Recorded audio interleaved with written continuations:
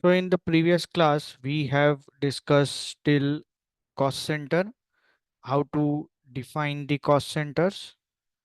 Now we will discuss the functional area, because if you go to SAP and then transaction code OKEON, and if you double click on any of your controlling cost center, and if you go to organization, you will find the functional area field is blank. So if you want that uh,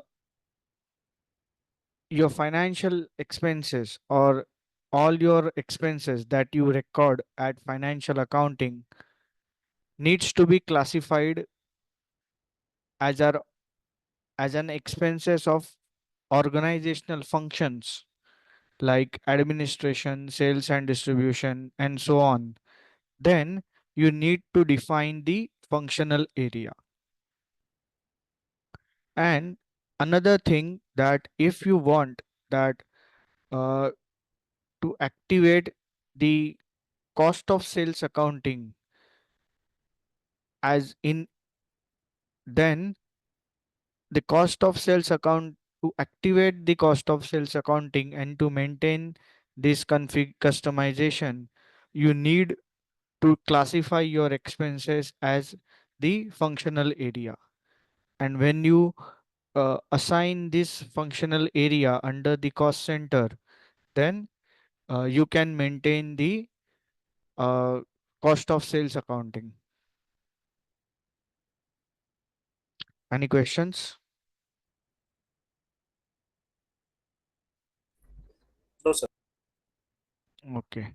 So first we'll see where to define these functions or the functional areas.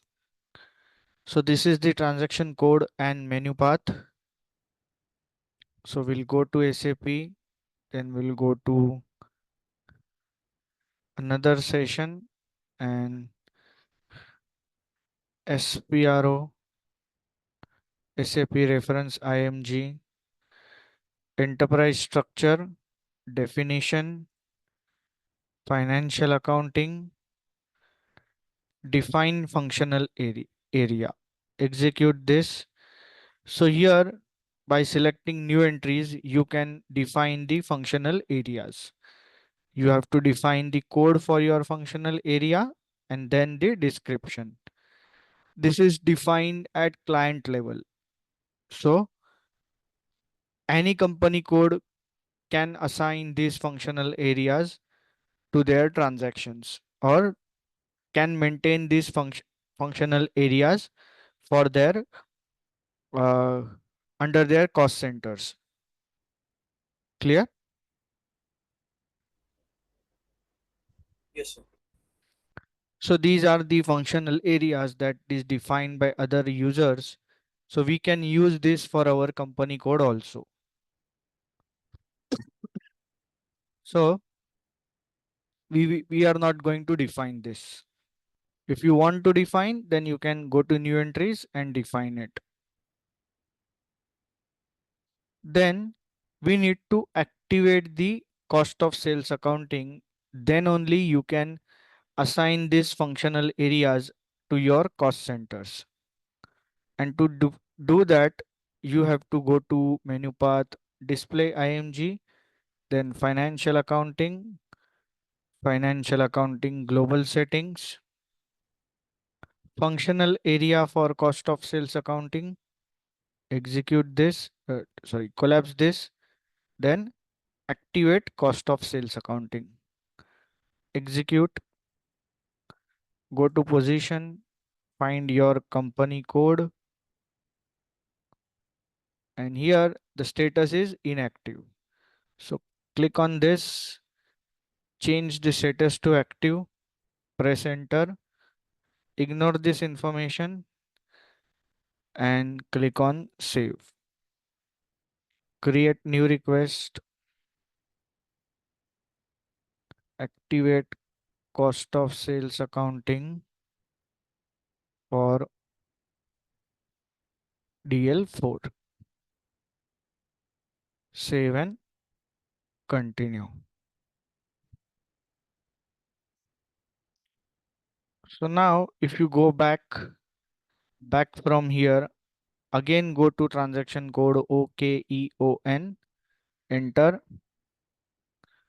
And now if you double click on your cost center and go to organization, you will find the functional area field is activated.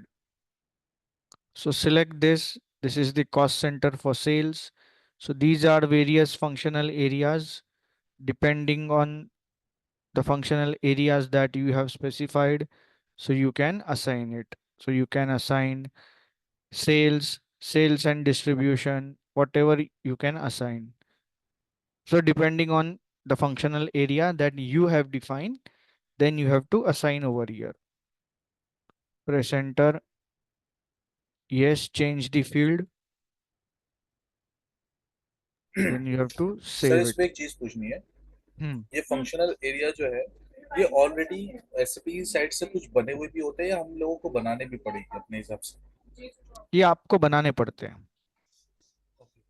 यहाँ पे क्या है, already define थे, already कुछ users ने define कर रखे हैं। यस। हाँ, तो आप सेम यूज कर सकते हो क्योंकि ये डिफाइन होता है क्लाइंट लेवल पे।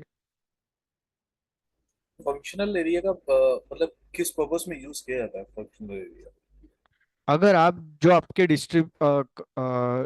जो एक्सपेंसेस आप रिकॉर्ड कर रहे हो फाइनेंशियल अकाउंटिंग में, ओके। वो अगर आप डिस्ट्रीब्यूट करना चाहते हो फंक्शन वाइज, आपके डिपार्टमेंट्स होते हैं, administration department, marketing department, production department. So आप उसको, आपके जो एक्सपेंसेस है, मान लो आप इलेक्ट्रिसिटी एक्सपेंसेस है, आप उसको डिस्ट्रीब्यूट करना चाहते हो कि आपके विंग्स है, अलग अलग डिपार्टमेंट्स है, तो सेल्स एंड डिस्ट्रीब्यूशन डिपार्टमेंट कितना इलेक्ट्रिसिटी यूज कर रहा है, प्रोडक्शन कितना यूज कर रहा है, मार्केटिंग कितना यूज कर रहा है।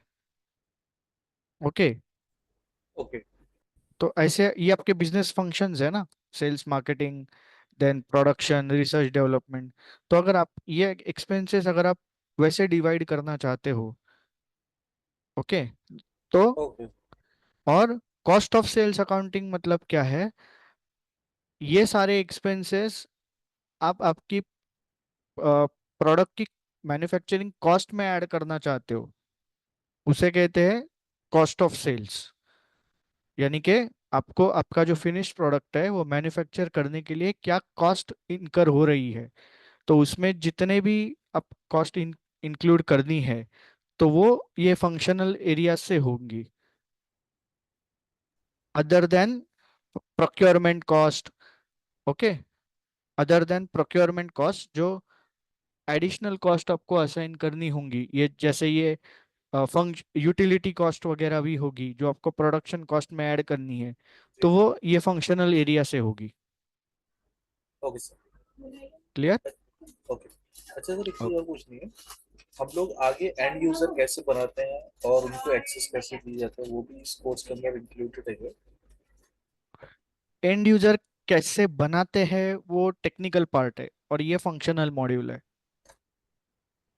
मतलब उसके लिए एक अलग कोर्स करते हैं? यस, वो कोडिंग होता है। तो वो- वो एसएपी फिको जो अपना कंसल्टेंट है वो उसकी जॉब नहीं है? देखिए, एसएपी में दो टाइप के मॉड्यूल है, एक है जी। फंक्शनल मॉड्यूल, एक है टेक्निकल मॉड्यूल। टेक्निकल मॉड्यूल है वो बैकएंड प्रोग्रामिंग करते हैं ताकि हम ये यूटिलिटीज, ये डिजाइन देख यूटिलिटी जो सकते है हैं। वो टेक्निकल कंसल्टेंट्स करते हैं। और ये फंक्शंस एंड यूजर यूज कर सके, ऑटोमेशन हो उनके बिजनेस ट्रांजैक्शन प्रोसेस से, हम्म। ऑटोमेशन हो, वो ऑटोमेशन उनको, वो ऑटोमेशन डिजाइन करने का काम फंक्शनल कंसल्टेंट करते हैं। लेकिन ये जो फील्ड्स आपको दिख रहे हैं वो यहाँ ही क्यों दिख रहे हैं, ये सारा चीज टेक्निकल कंसल्टेंट करते हैं, इसके पीछे प्रोग्राम्स लिखते हैं वो लोग। यस। ओके, सो वो दो अलग अलग एरियाज है। ओके। सर उस कोर्स का नाम क्या है वैसे?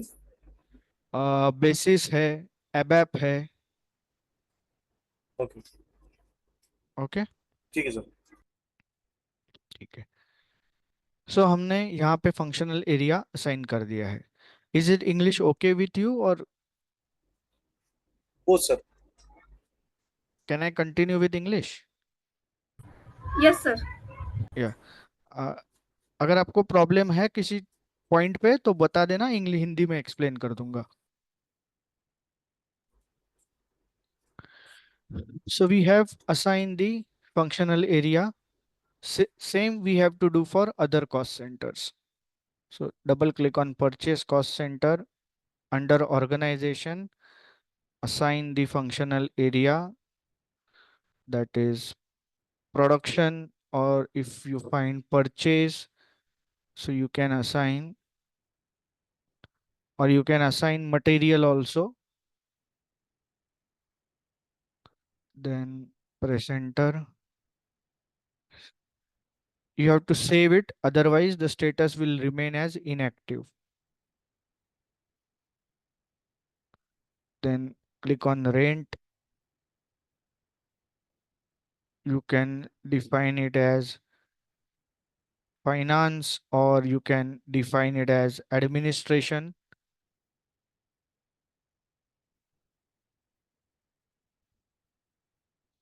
You can define it finance and then save. So we have also activated the functional areas. The next topic will be cost elements as GL account master data. First, we will understand what is cost element. The cost elements is a data carrier which is used to carry the data from financial accounting to controlling module. Okay, whatever the transactions you post is transferred to the controlling module, so that the cost that we have incurred can be further classified depending on the other aspects like cost centers, profit centers. Okay, so how to transfer it? So these cost elements act as a data carrier between two modules. Earlier, then what are the types of cost elements? The first is primary cost element. It is used to transfer the data from financial accounting to controlling. And the examples are, what are the cost? The example of costs are material cost, energy cost, personnel cost. Okay. So these are the example of costs. So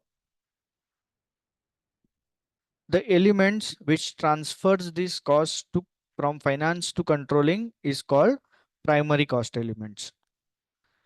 Secondary cost elements, these cost elements only are only used in controlling module. So that when the costs are transferred from primary cost from finance to uh, controlling module,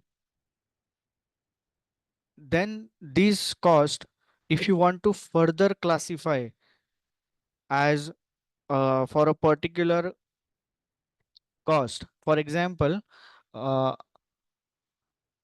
the primary cost center gets a cost from the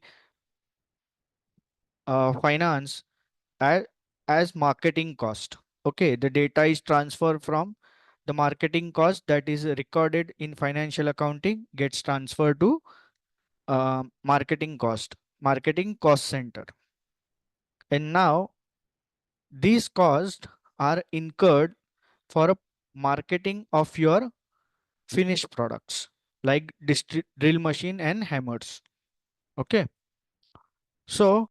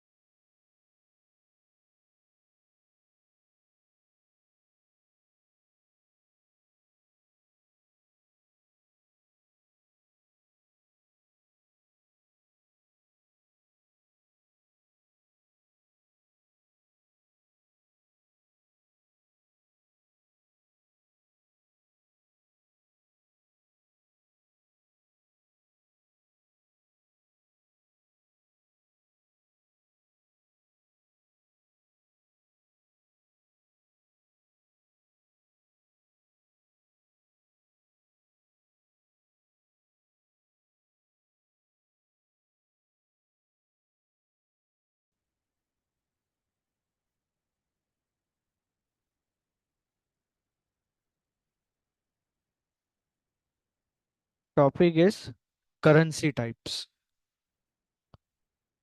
The currency types specifies the role of currency in SAP system.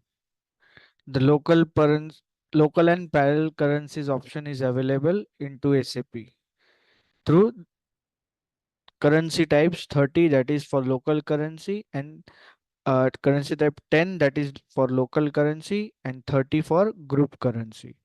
What it means there are two currencies that we have configured. One is local currency, that is our company code currency, and the 30 and the second currency, that is our controlling area currency, as well as our group currency. And so to define both these currencies, SAP have defined some predefined codes, that is 10 for your local currency and 30 for your group currency. Under the currency types, we define the con configurations for currency conversion settings. Means how a transaction recorded in a document currency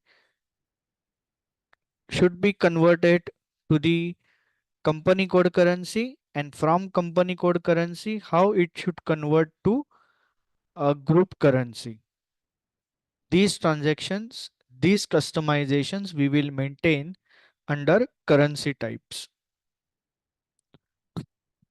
So to define these customizations, the transaction code is, this is the transaction code, and this is the menu path. So we'll go to SAP, then we'll go to an IMG activity. No, first we have to, we haven't saved this. So save it. We haven't saved that default account assignment. So default account assignment for cost, cost center, and profit center. Okay, we have saved this now. So the transaction menu path is display IMG, financial accounting global settings, ledgers, ledger, define settings for ledgers and currency types. Execute this.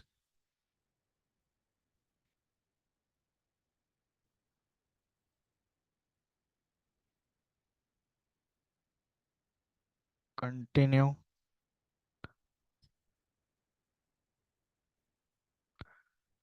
Double click on folder currency types.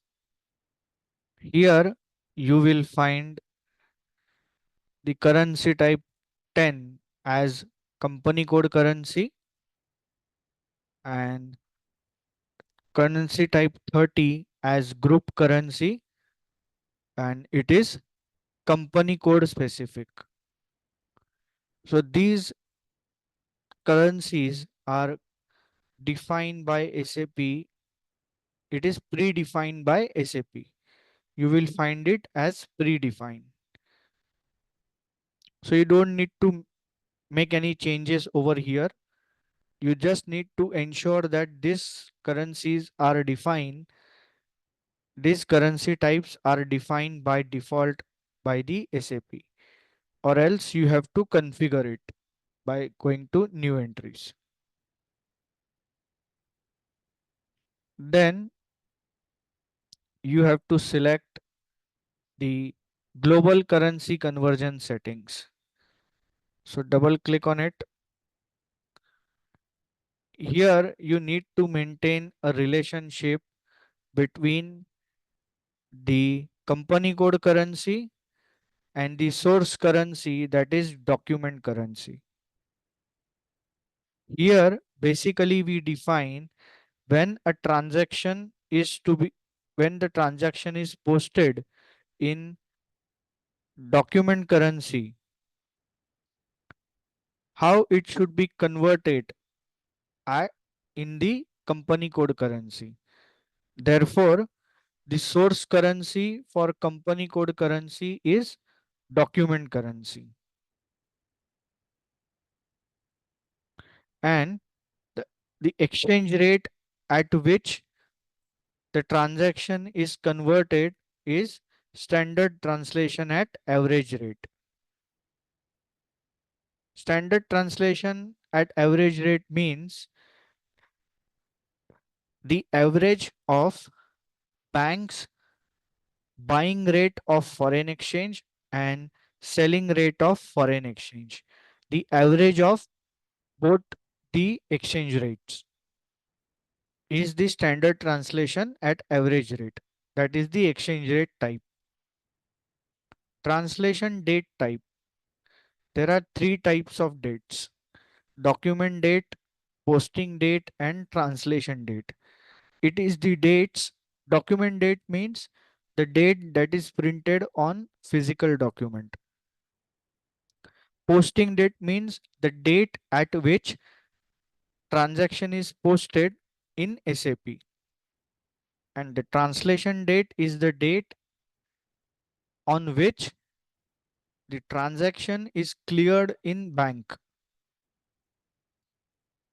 So we define the translation date type as translation date because we need a exchange, we need to convert the uh, we need to compare the exchange rate with the uh, basically the exchange rate is recorded at the date on which the transaction is cleared in the bank. Okay, so therefore the translation date type should be selected at translation date, and the real time conversion should be selected. Any questions? No, sir. Okay. Then next thing that you need, this customization will also be defined by SAP. If it is not, then you have to define by selecting new entries. Then select, double click on currency conversion settings for company code. Continue. This customization you have to define. So go to new entries, enter your company code.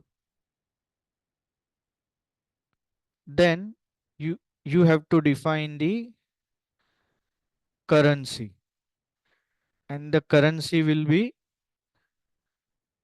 group currency. What is your group currency? That is USD. Since our company's head office is located in USA, source currency will be company code currency. Exchange rate type M, standard translation at average rate, and translation date type translation date, and press enter. Here we have defined that the transaction to be converted in group currency, for that conversion will be sourced from company code currency. So the transaction posted in company code currency will be converted to group currency for group reporting, and it is converted at standard. Exchange rate type will be standard translation at average rate, and the translation date type will be translation date. Any queries?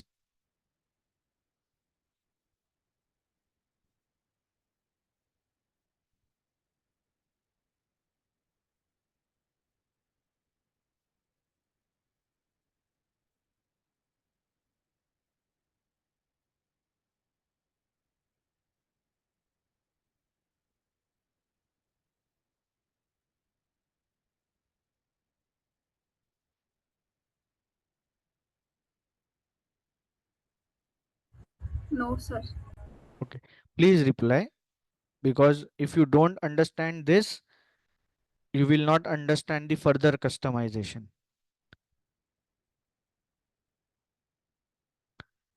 So after defining this, click on save,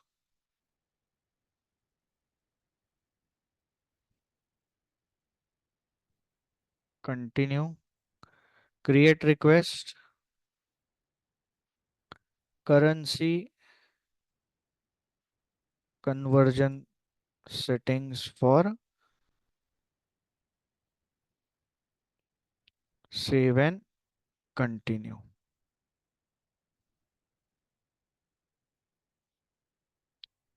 Exit from here. So now next we will learn the concept of leading ledger and non-leading ledger. So I'll explain this with an example.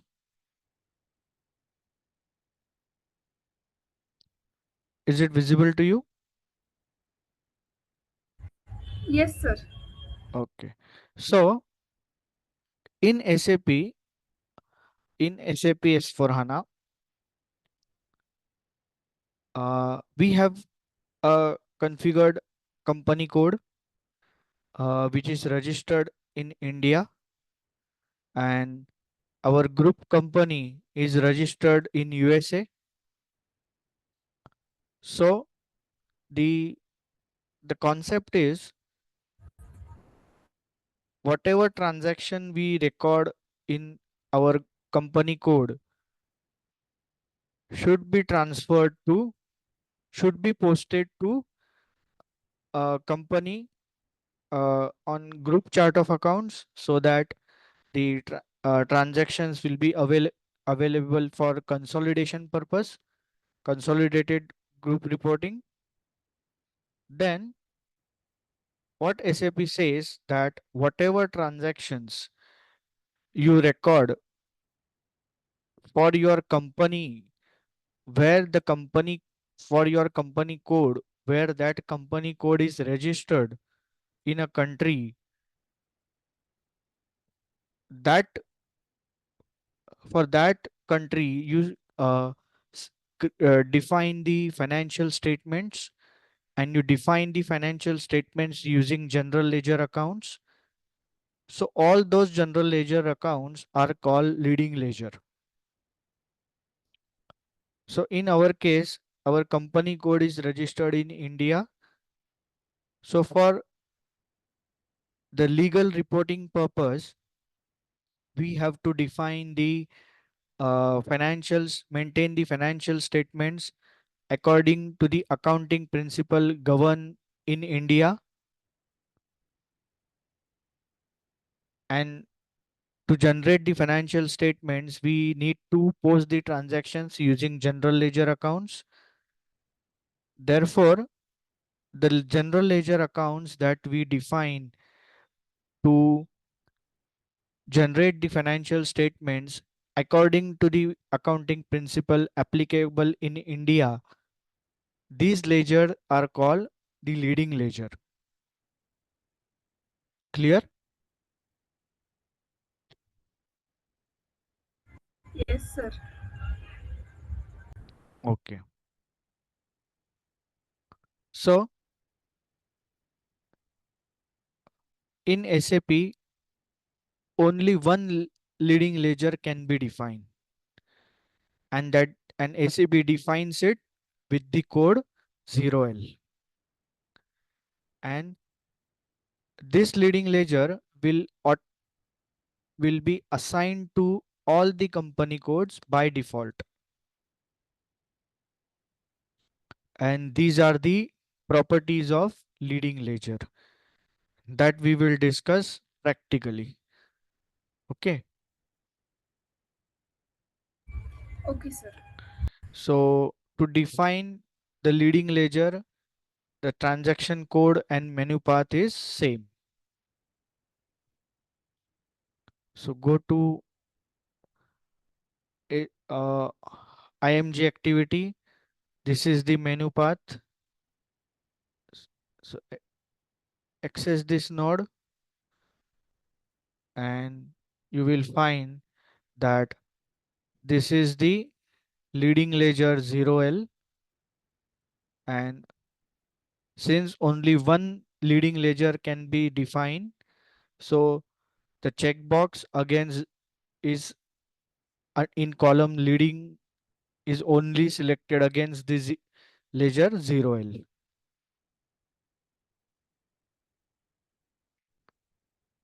So to define the properties for leading ledger for your company code, select this leading ledger and double click on company code settings for the ledger.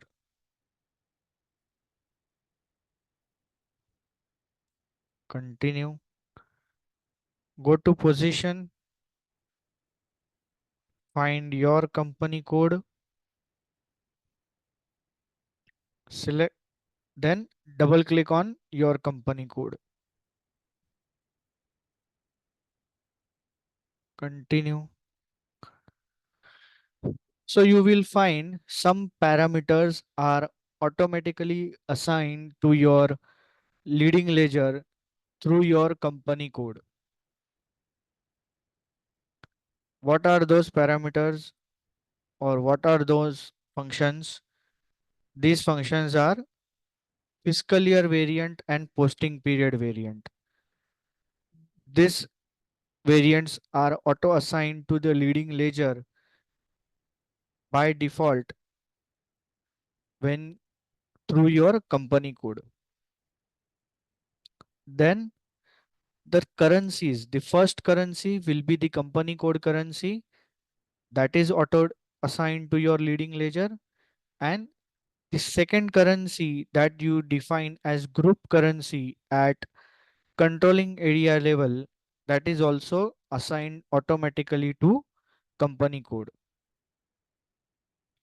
and this is what is mentioned over here.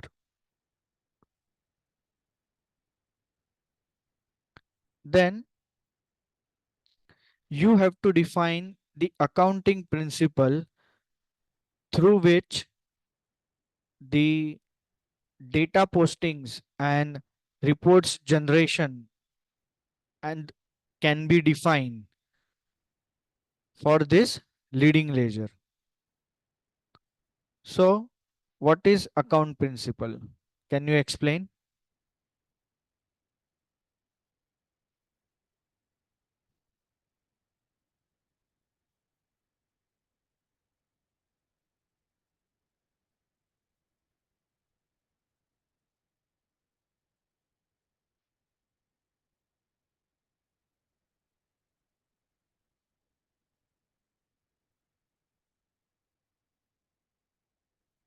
Hello,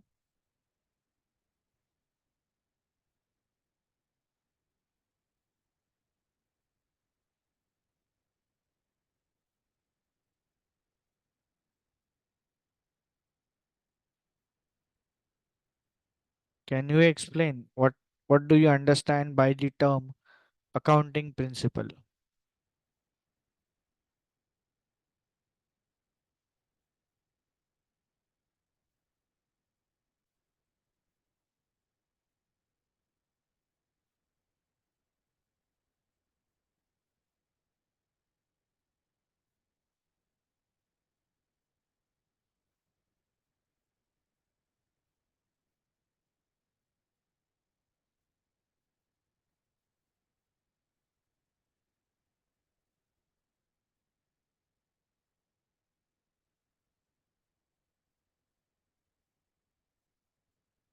Okay. If you, even if you don't know, say it that you don't know. I'll explain. I here to explain, but I want to know whether you have an idea about it or not.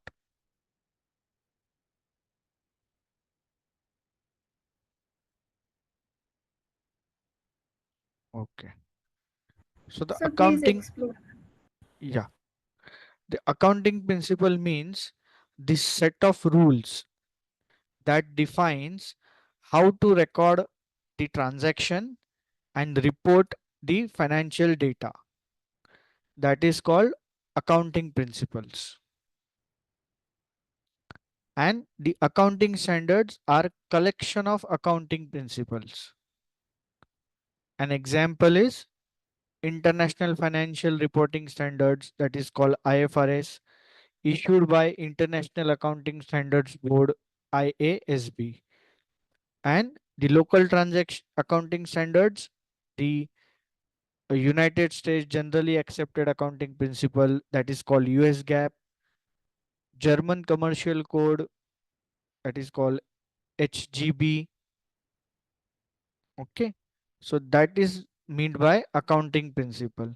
So here we need to define that how the transaction, what are the rules to record the transaction for the leading ledger. Okay, and how to record and how to report the financial data.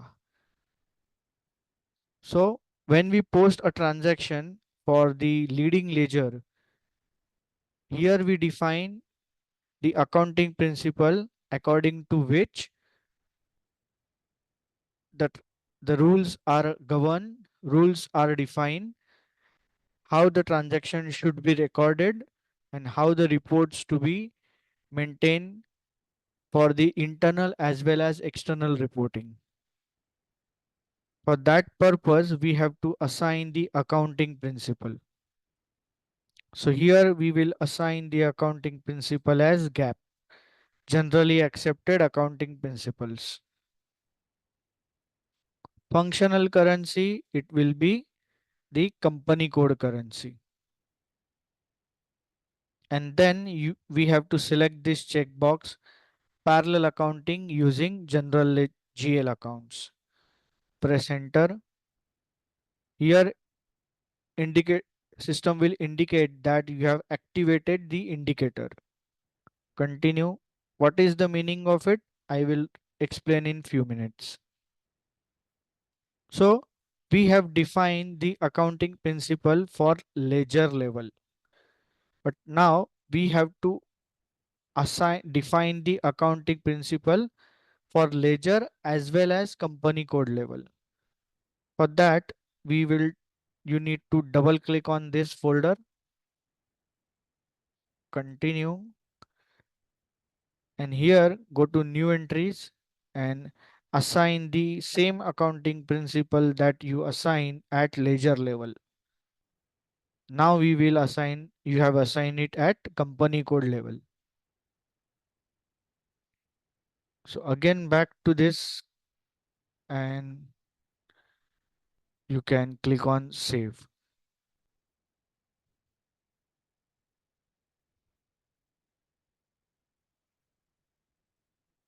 Continue, create new request, define leading ledger for save and continue.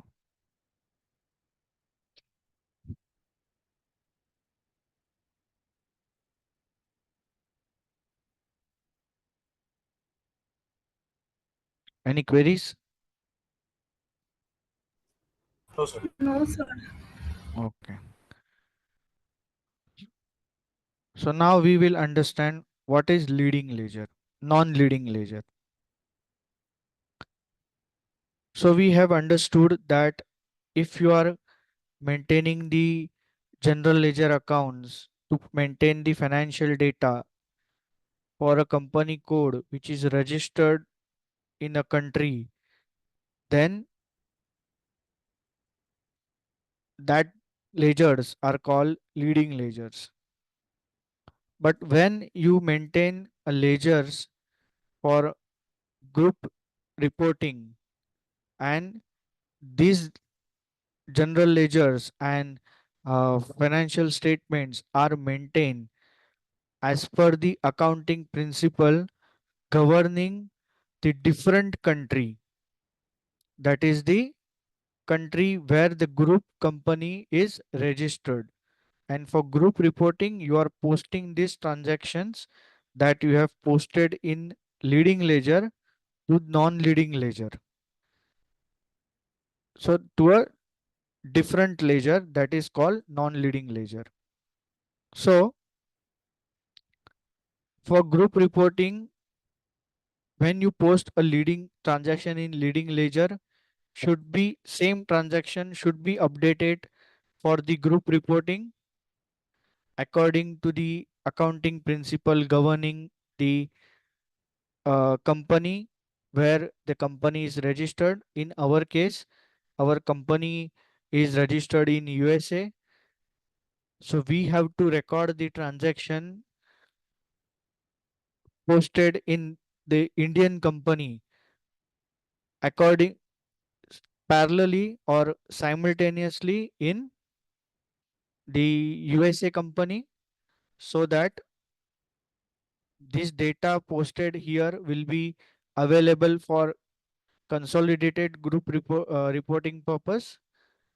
So the ledgers that we create and maintain to record the financial transactions in USA company according to the accounting principle governing the US uh, accounting of USA is called the non-leading ledger. So this is what is explained over here. The ledgers in financial statements created for other countries are called as non-leading ledgers. Any queries?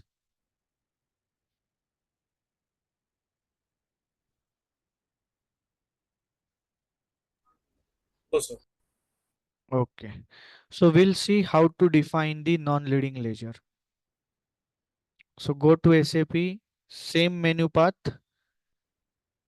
execute it. Here, the non-leading ledger needs to be defined by the uh, consultant or by the company code. It is not defined by SAP as SAP define the leading ledger. So you have to define the non-leading ledger. So go to new entries. I will enter as D4. The non-leading ledger can be defined by two-digit alphanumeric code. The description will be non-leading ledger D4, DEL4, and press enter. Nothing to be mentioned in any of this column. Then select this non-leading ledger and double click on company code settings for the ledger. Go to new entries, and here you have to assign your company code. Press enter. So here you will find a statement in leading ledger as leading ledger is integrated with all non-leading ledgers. That means that like leading ledger, you will get all the properties by default to the non-leading ledger as you assign company code to non-leading ledger. So the fiscal year variant and posting period variant for non-leading ledger can be different. And if you do not define a different fiscal year and posting period variant for non-leading ledger, then the fiscal year variant and posting period variant defined for leading ledger for this company code will be auto assigned to the non-leading ledger for this company code, the said company code. Clear? Other parameters will be the same the currencies. Here, if you want for both your leading and non-leading ledgers, addition to the two currencies, that is the current company code currency or local currency, then the group currency, you want that you need to maintain a financial statements in additional currencies other than these two currencies. So you can add the currencies for the financial reporting. And अच्छा sir, sorry, ये add currency हम उस case में कर सकते हैं ना, मतलब जब हमारी एक दो कंपनी और अदर कंट्रीज में काम कर रही है, ग्रुप वाले में, ग्लोबल में, yes. और लोकल करेंसी अपना आईएनआर ही रहेगी। हाँ, आईएनआर मतलब अगर आपकी कंपनी हाँ, इंडिया में। इंडिया में रजिस्टर्ड हम्म। है तो इंडिया का करेंसी है आईएनआर, हम्म। तो वो आपकी लोकल करेंसी हुई। आपकी कंपनी अगर यूएसए में रजिस्टर्ड है हम्म। तो उसका करेंसी है यूएसडी, तो आपकी लोकल ओके। करेंसी हो गई यूएसडी। ओके, और बाकी अगर जैसे उसकी कोई ब्रांच वगैरह इंडिया में है, नहीं, आप मान लो हाँ, आपकी या अपोजिट हो जाएगा। अपोजिट मतलब कैसे होगा, ये सेम केस ले लेते हैं। हम्म। हमारी कंपनी रजिस्टर्ड है इंडिया में, हमारी ग्रुप करेंसी है यूएसडी। ओके। हमारे ग्रुप में और भी कंपनीज है जो रजिस्टर्ड है, जो लोकेटेड है जर्मनी में, चाइना में। ओके। ओके। सो आप चाहते हो कि ये इंडियन कंपनी का जो अकाउंट्स है वो आपको यूरो में भी देखना है कि यूरो में उसका क्या इफेक्ट है। ओके। ओके। तो तो वो केस में आप यहाँ पे एक एडिशनल करेंसी ऐड करोगे, यूरो। फिर उसके लिए भी आपको करेंसी कन्वर्जन सेटिंग मेंटेन करना होगा। एंड आप जब भी ट्रांजैक्शन पोस्ट करोगे इंडियन करेंसी में, सिमिलरली वो ट्रांजैक्शन पोस्ट होगा यूरो में। ओके। तो वो केस के लिए आप एडिशनल करेंसी कॉन्फ़िगर कर सकते हो अगर आप एक ही कंपनी कोड के ट्रांजैक्शन अलग अलग करेंसीज में डिफाइन करना चाहते हो तो। तो सर जब हम उसका जीएल खोलेंगे, ओपन करेंगे जीएल किसी भी उसका एंट्री का, तो उसमें ये सारी अमाउंट्स हमको मेंशन दिखेंगी वहाँ पर, या सिर्फ मेरी लोकल करेंसी यस दिखेगी? यस, आपको लोकल करेंसी, देखो, आपको ट्रांजैक्शन हमेशा दिखेगा लोकल करेंसी में, लेकिन उसको व्यू करने के लिए अलग से आपको एक फील्ड मिलेगा, ड्रॉप डाउन मिलेगा। वो ड्रॉप डाउन में आपकी दूसरी करेंसीज मेंशन होंगी। आप जो करेंसी सिलेक्ट करोगे वो करेंसी में आपको ट्रांजैक्शन सिस्टम दिखा देगा। वो सब देखेंगे हम आगे। ओके सर, क्लियर है। Okay. So here also you need to define the accounting principle which will govern the data posting and reports generation for this non-leading ledger. Here we need to define an accounting principle. So go to transaction SPRO, then SAP reference IMG, financial accounting global settings, ledgers, parallel accounting, define accounting principles. In real time, you don't need to define the accounting principle, or if it is not defined by SAP, because since this is the practice server, there are various users who are using this the default accounting principles. Then it is the rule of SAP that only one target ledger can be assigned to the accounting principle. And for that purpose, here you need to define the accounting principle for your non-leading ledger. So go to new entries. I will define it as DL4 and I will name it as US GAAP. Save it, create new request, define accounting principle.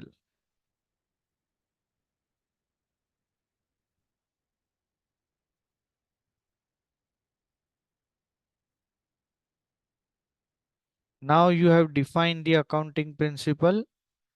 Now you can assign it to your non-leading ledger DL4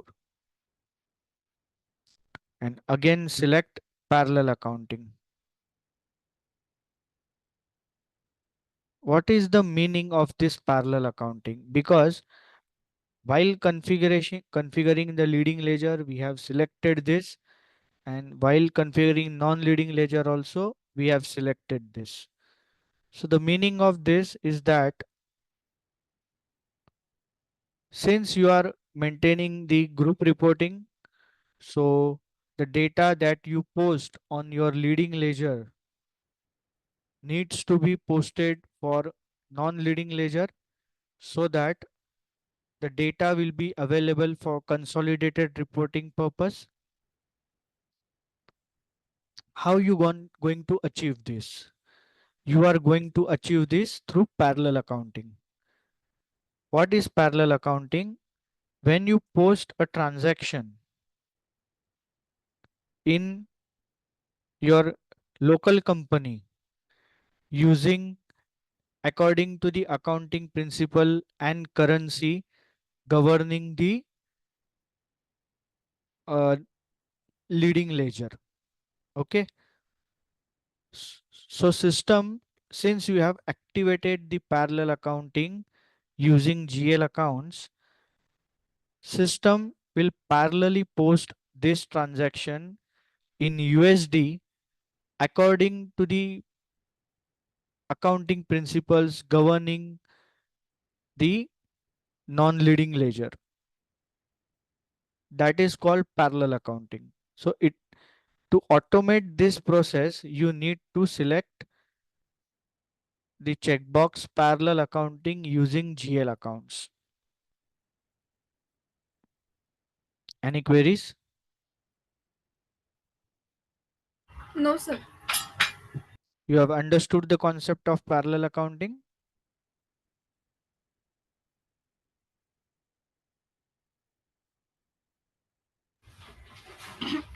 Yes, sir. Yeah. So this is what is mentioned here as parallel accounting. Okay.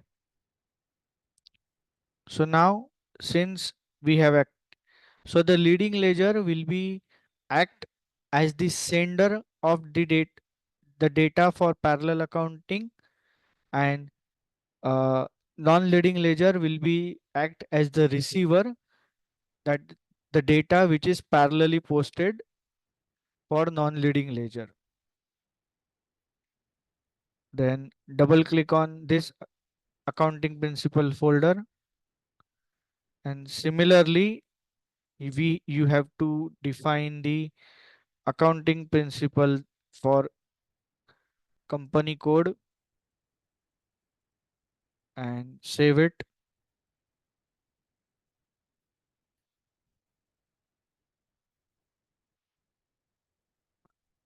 Continue.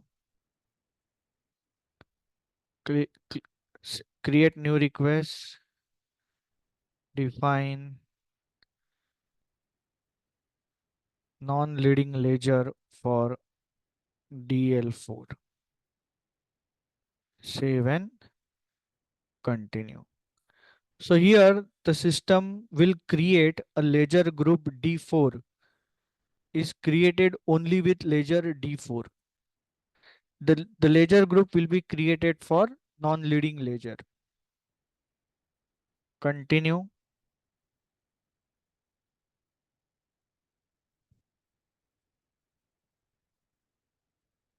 exit.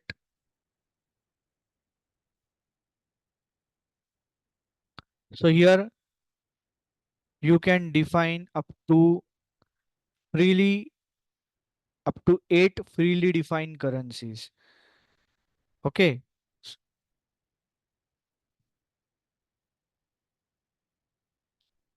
So we have to assign the accounting principle to ledger group for parallel accounting. When a ledger is created, a system automatically generates a ledger group with the same name that we have seen just now. And for parallel accounting and for assignment of ledger through accounting principle in depreciation areas in new asset accounting, we have to assign the accounting principle to ledger group. So this customization we need to define so that for asset accounting, we also need to define the ledger group so that the data postings of asset accounting can also be posted parallelly from leading ledger to non-leading ledger. And for that purpose, we need to define this the assignment of accounting principle to ledger group. And this is the menu path. So we'll go to IMG activity,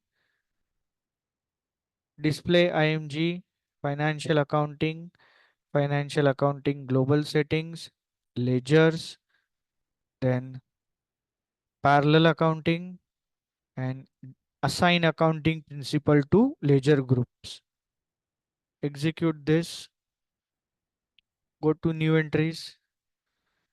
Here you need to define the accounting principle that you have defined for non-leading ledger, and then you need to define the ledger group that is system automatically created for your non-leading ledger. When you created the non-leading ledger, select this, press enter.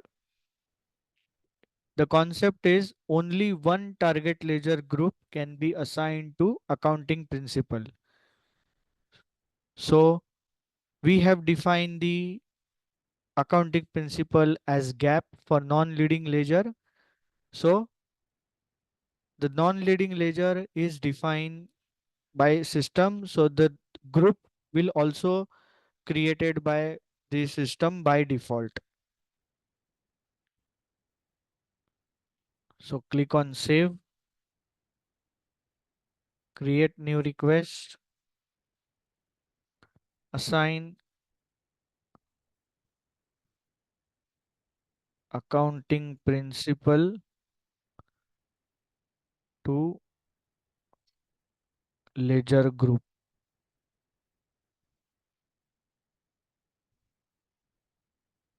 Save and continue.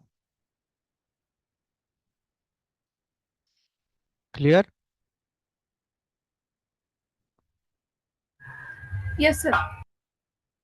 Okay. The next customization that we need to define is define ledger for CO version. So to define this, we have to go to this menu path under the controlling node. So we'll go to SAP, display IMG, then controlling, general controlling, organization, define ledger for CO version. Execute this, go to new entries, define your controlling area, then version will be 0 that you have defined for your controlling area. Then the compatible ledger will be 0L. Then press enter.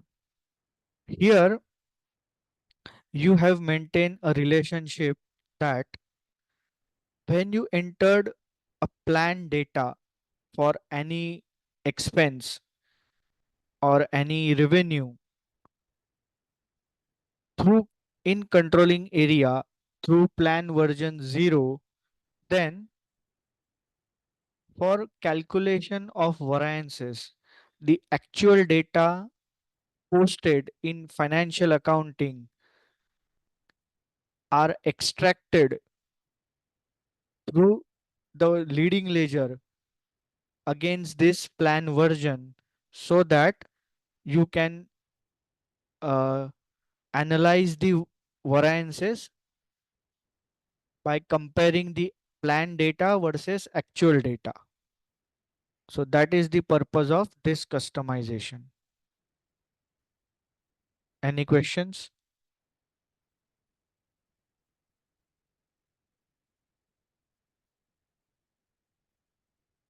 So the topic is business partner. In prior versions to S4 HANA or prior release to S4 HANA Finance, to create, edit, and display the master data of customer and vendor, or, or you can say suppliers, you for each of these functions there were a individual transaction codes, three each for customer and three each for vendor. Through these six transaction codes you can manage the uh, master data of customer and vendors. But now in S4 HANA Finance, SAP have introduced a new approach called principle of one rule, through which all the all the six transaction codes were eliminated, and a new transaction code is introduced that is called BP, business partner. Through this transaction code you can manage both the masters of customer and vendors, and uh, your customer can be your vendor and your vendor can be your customer. So that relationship you can also manage with this business partner. A business partner can be a person, can be an organization, or can be a group in which we have some business interest. So that is what is meant by business partner. So these are the categories of business partner: a person, a group, or an organization. Any questions? No, sir. Okay.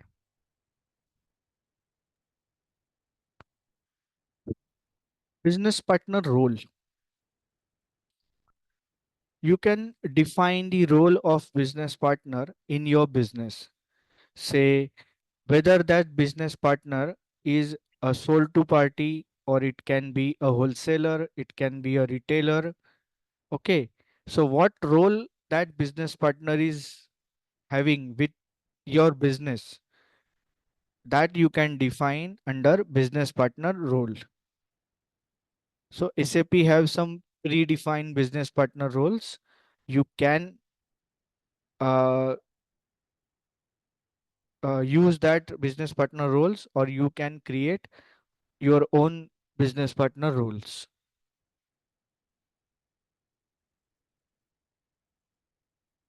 Okay.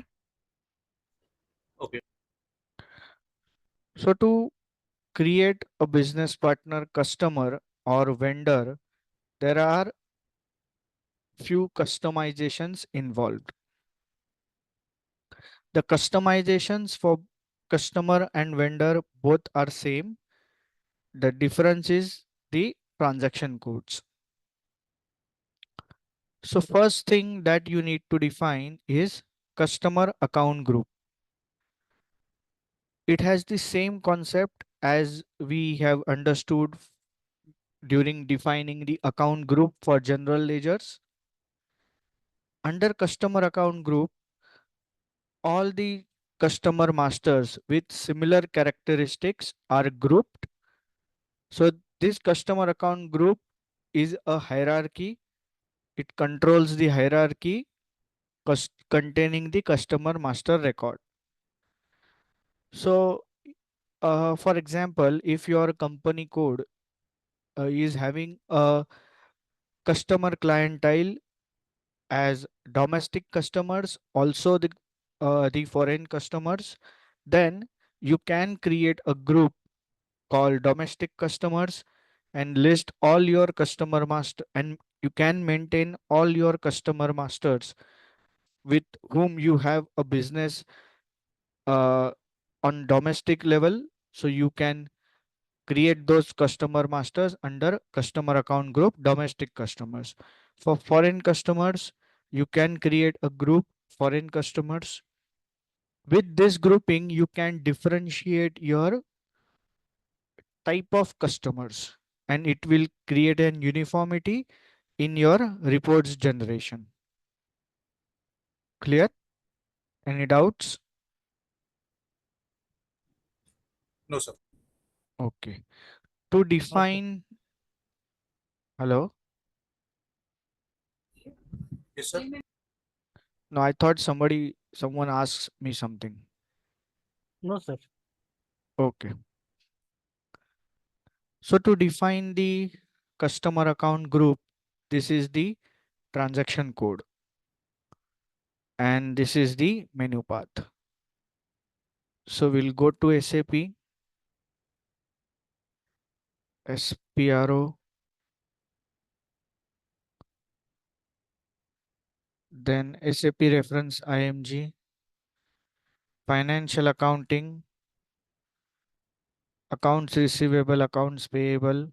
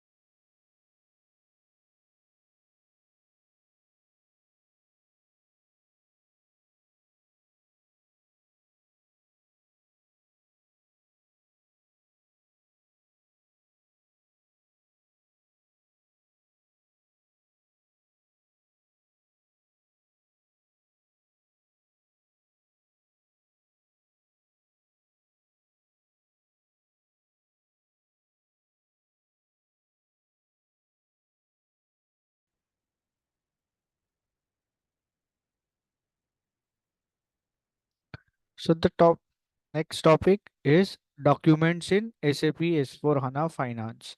So now we will see the type of documents that end user post in SAP S/4HANA Finance to maintain the financial records. And with the understanding of how to post, how the end user posts the transactions in the SAP system, we will also test our customizations that we have defined till now in its effect on end user transactions. Okay, while understanding this customization, this end user transactions, we will also learn the role of what is the role of uh, SAP support consultants, how a SAP consultant can assist the end users in solving their day to day issues they face during transaction postings. Okay, so these are the document types through which end user enters the transaction into the SAP system. So for journal entries, it is called GL document. This is the transaction codes. Customer invoice to post the sales invoice with the custom in financial accounting. Then vendor invoice to record the invoice in financial accounting. Customer credit memo, then vendor invoice memo. So can you explain what is the meaning of customer credit memo and what is the meaning of vendor invoice memo?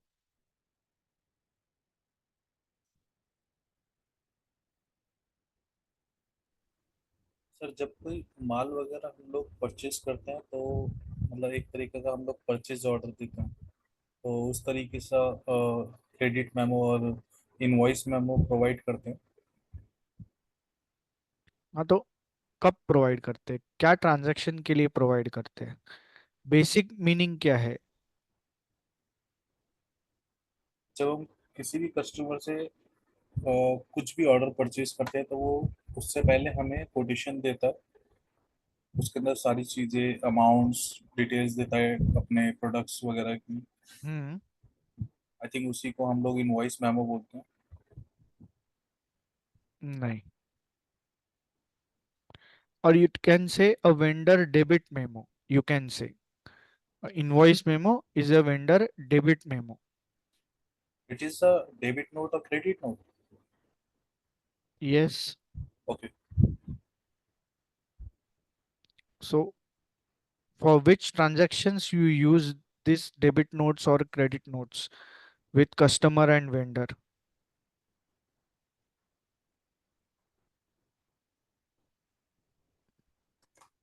Credit note तब दिया जाता है जब वो किसी customer का या तो पैसा हमें रिटर्न करना होता है या माल रिटर्न उसको करना रहता है, या कोई रिकवरी रहती है किसी चीज़ की, या कोई चीज़ खराब आ गई हो Hmm. तो उसको वापस से पैसा देना रहता है। हमारा माल जब खराब होता है या उसको पसंद नहीं आता है तो लेजर मैच करने के लिए हम लोग क्रेडिट नोट देते हैं। इसमें कौन किसको मटेरियल रिटर्न दे रहा है?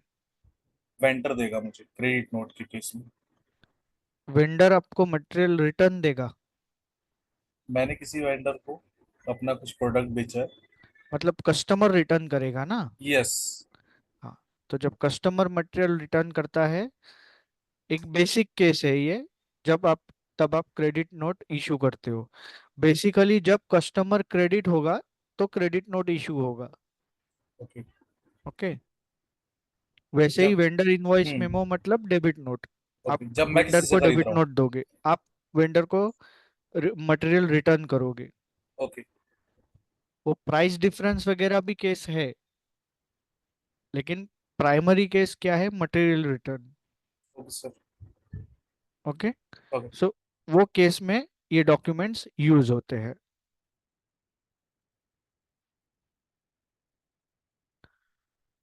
So what is the document structure in SAP S/4HANA?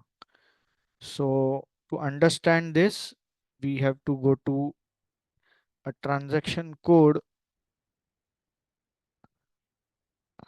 So the document structure contains two levels.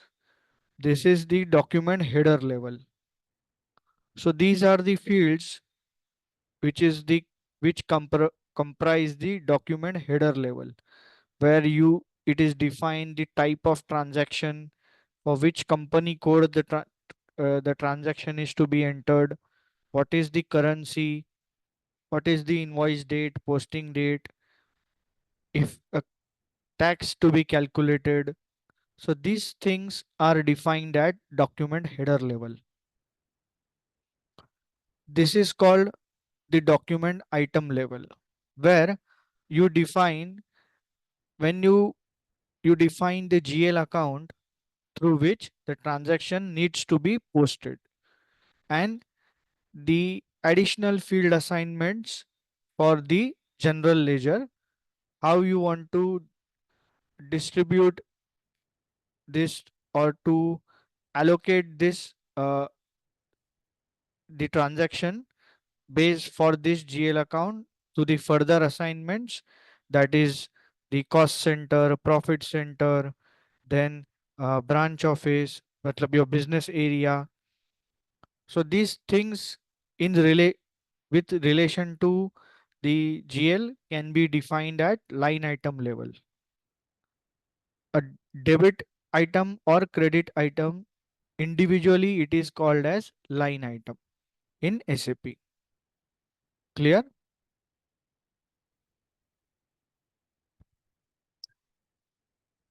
Yes, sir. Okay.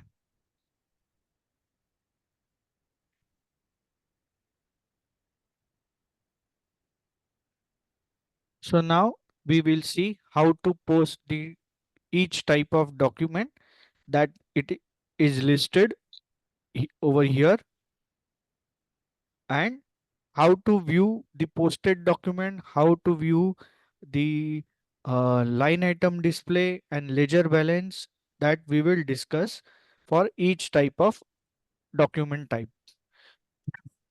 So first we will understand the document postings for general ledger, and this is done through transaction codes. You need to remember all these transaction codes. So go to SAP, enter the transaction code FP50 to post the journal document. First, you need to ensure that you are entering the document Sir, for our correct. company is DL4, no? Yes, I am about to explain that. I was explaining that only. So make sure that you enter the document for correct company code. So to change if the company code, go to company code and enter your company code, continue. So now this document will belongs, you enter this document to for your company code. So the document date will be the date that is printed on physical document.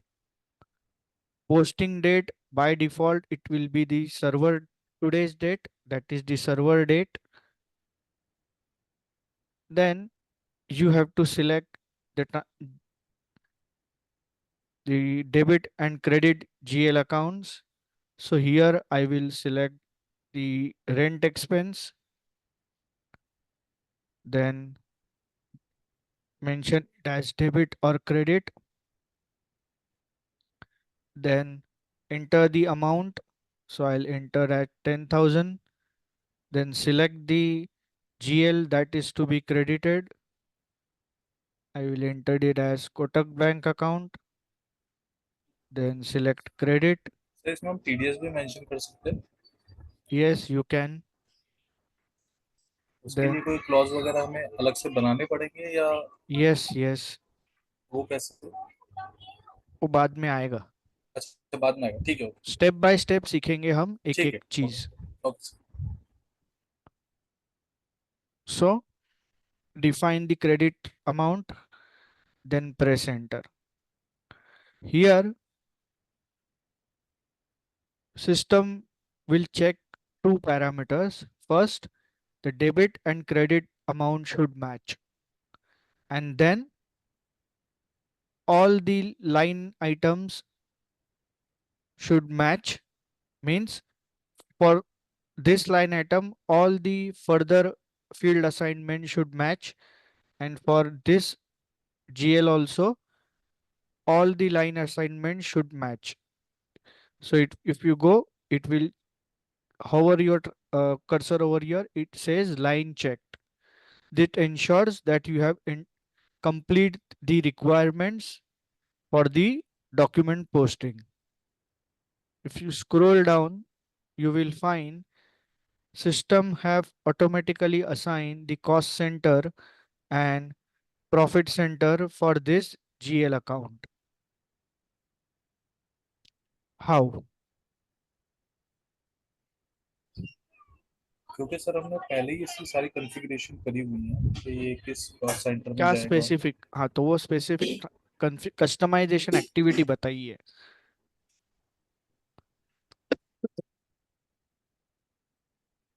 enterprise cost center, define cost center, then okay, assign. Cost centre तो आपने create किया है, लेकिन वो इस GL को कैसे assign हो गया? क्योंकि हम लोग ने वो जीएल को अपन जाके उधर DL4 वो उधर असाइन कर दिया था बाद में।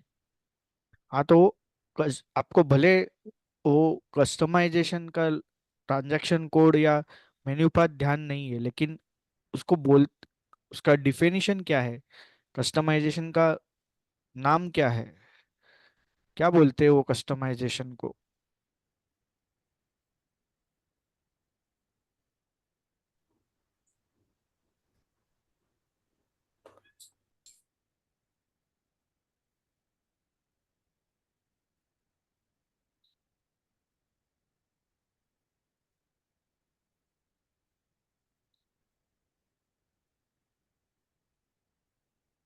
GL customisation sir. GL customisation तो क्या ठीक है, चलो अभी मैं एक्सप्लेन कर दे रहा हूँ, लेकिन ये ध्यान ध्यान देना कहाँ से कौन कौन से कस्टमाइजेशन इसमें हिट हो रहे हैं। First you need to go to this GL account,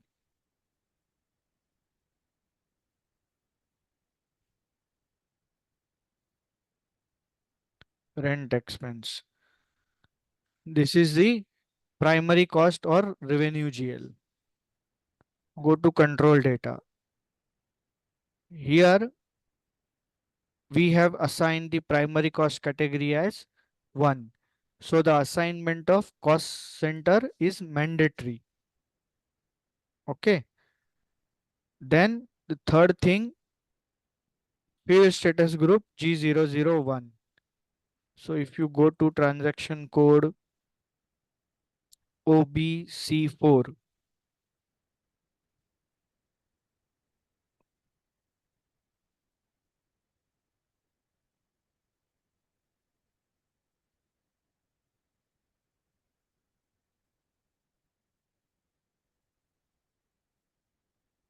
define field status variant. Go to position, enter your field status variant, select, double click on field status group. This is the group G001 that you have assigned to your GL account. Double click on it. Additional account assignments. Here the cost center, profit center is optional. Okay. So this controls settlement period. If you go to this document, you will not find a field settlement period, or it is not open for data posting. You will not find it that field. अच्छा sir, अभी ये Okay. आपने बता दिया। Okay, this okay. is the field settlement unit. It is not open for data entry. Those fields that are open for data entry are displayed in white. Okay, so that is the meaning of suppression. The field is suppress, and optional means you can enter the data. Since it is, we have defined the GL as primary cost, and we have assigned the primary cost category, it means the assignment of cost center and profit center to this GL account, rent expense is mandatory. Okay, and so you have to assign the cost center, profit center to the primary cost elements. Otherwise, system will not allow you to process the transaction. And then the question is how it is automated. How automatically system have assigned this. So we have performed a transaction customization under the T code OKB9. Primary cost centre डाला है, इसकी वजह से हो रहा है ना sir? Default account assignment. Go to position, enter your company code, and you will find that you have entered this default account assignment. So you have entered that whenever you entered a transaction with this GL account, that is the same GL account 4 lakh 1, the cost center should be defaulted, should be entered as default entry, or automatically system should enter the cost center, profit center if the transaction is posted through this GL account. Clear? Yes, sir. Okay, so this is how your customizations impact the end user transaction postings, how the fields are required, mandatory, the meaning of these fields statuses. So after you meet the parameters, then select simulate. It is the preview of your document posting. So this is the header. This information will be from the document header. This is line item level, and you will find the posting keys are also assigned. 40 means general ledger debit and 50 means general ledger credit.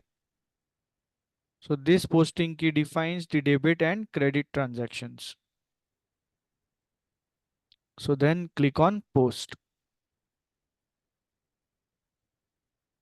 Correct the customizing settings for universal journal. So in this practice system, you might face this type of errors. So now we need to understand this error and solve it. So to understand this error, you need to select this error, then system will display this error in detail, the diagnosis, why this error have arise, system response, and then the procedure how to solve this error. So it is not, if the error is arrived at master creation level, this error, then you have to select this node, or if this error is arrived arises during transaction posting, then you have to select this node. So we'll select this. So it will display the errors that exist in the customization. Okay, so it says that the ledger, for ledger OE and NE and the YC, we have not maintained the posting period, but we have not assigned this uh, non-leading. This is the error for non-leading ledger, but these are not our non-leading ledgers. Okay, so what we have to do, we have to delete the assignment of our company code with these ledgers. That is the error, because this uh, ledgers have automatically assigned to our company code. Okay, so go to a new tab, a new session, then we'll need to go to a customization activity, SPRO. Okay, we have, I think, IMGS. We have open. Display IMG, financial accounting global settings, ledgers, then ledger, define settings for ledger and currency types, because it is the error of ledger. Okay, so go to this customization activity, execute,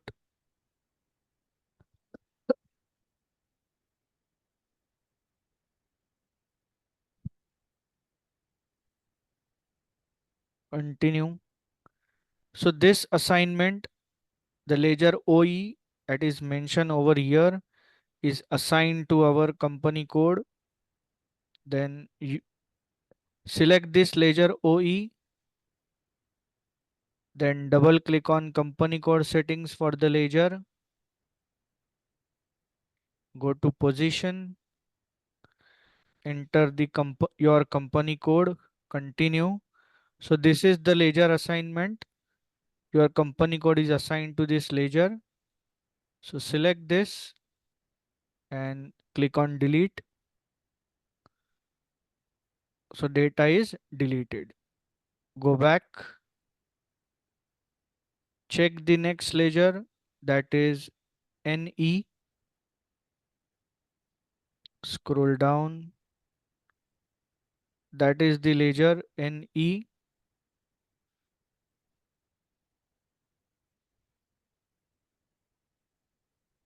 Double click on company code settings, then continue. Again go to position, enter your company code, continue. Select your company code, delete, go back, YC. then the next is YC. YC. Scroll down, this is अब YC. हम लोग ने ये सब currency के लिए बनाया था ना, लेकिन सर ये नहीं, ये नॉन लीडिंग लेजर हमने नहीं बनाए थे, अच्छा ये ऑटोमेटिकली, ये प्रैक्टिस सिस्टम में होता है, ये रियल टाइम में नहीं होगा. So delete it, then go back and now click on save.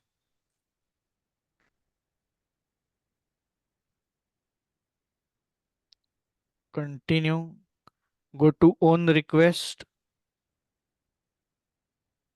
and define. You have to oh, by selecting own request, you have to choose your e- earlier request, that is define non-leading ledger for DL4, because you are changing the customization for non-leading ledger. So select this earlier customization request, choose and continue. So it will update your previous customization. Exit,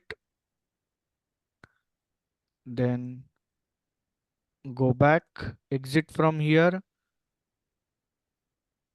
close this, press enter again, go to simulate and click on post again. So the document was posted. So this is how document number is 10 digit ना सर? which which document is document number Yes, it is 10 digits It's showing one, only one. because if you go to transaction code FBN1,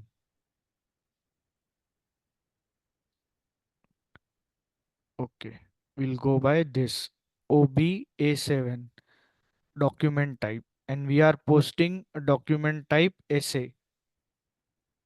Double click on it. The number range is 01. Select this number range information. It will take you to transaction code FBN1. Enter your company code. Click on display intervals.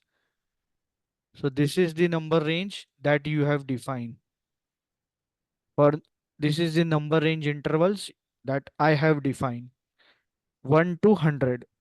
Therefore, the system have picked the number as 1. Okay. Sir NR status मतलब कि मैंने जितनी भी entries post करी है उसके number of count.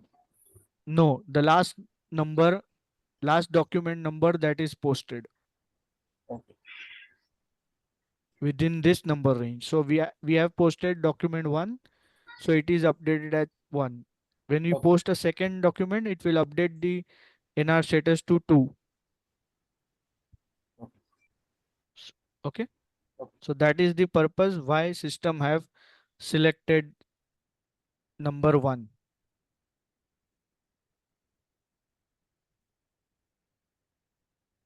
Clear? So accordingly, system will pick the document numbers from the number range that we have defined. So to check the posted document, you have to go to transaction code FB03. FB03. Enter the document number, then company code and fiscal year. So you can find the document by entering these three parameters. So it is called um, Display. the document can be identified, can be searched with by these three fields. So press enter. So it will show you the transaction in data entry view. Clear?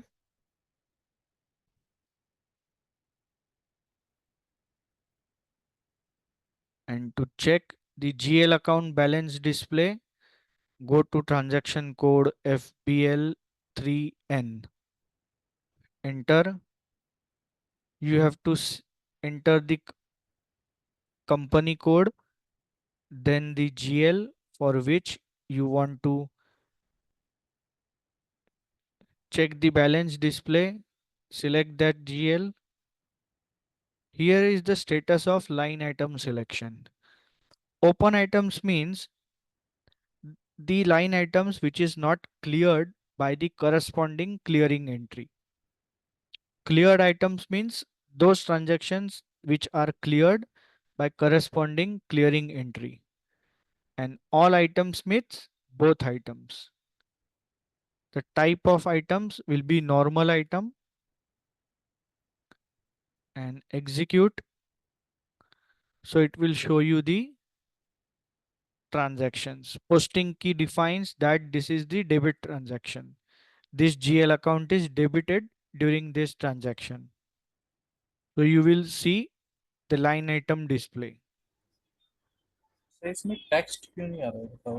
मतलब हमने mention नहीं करा basically. Yes, text हमने mention नहीं किया. ये entry हम FAGLB03 से भी देख सकते हैं. Yes. वो सिर्फ डिस्प्ले कर मतलब. हाँ यही GL अकाउंट है FAGLB03 से भी देख सकते हैं बट उसका हम्म. थोड़ा प्रीव्यू अलग रहता है. हाँ, उसका प्रीव्यू थोड़ा अलग रहेगा. FAGLL03 यही बोल रहे हो ना? नहीं नहीं उसमें LB है. LB03 ये LL है वो LB03 जरा नीचे वाला ये FAGLB03. LB03 ना, ये यस. डिस्प्ले डिस्प्ले बैलेंसेस है. बेस. ओके, वो भी दिखा देता हूँ. अभी करंट में मैं यही टी कोड यूज कर रहा FAGL. हूँ B okay, zero three FAGL B03. FAGL B03. So here also you need to define the uh, account number and then execute. See, this is balance display. It will Yes, show you the balance per posting period for this GL account. entire year. Entire year. This is the Okay. cumulative balance for Hmm. entire year. And it will show you the balance display for per posting period. And that will show you the line item display, or you can say bill wise display. Okay. So if you double click on this posting period, it will show you the transactions for that posting period only. See, it will show you the transaction in group currency also.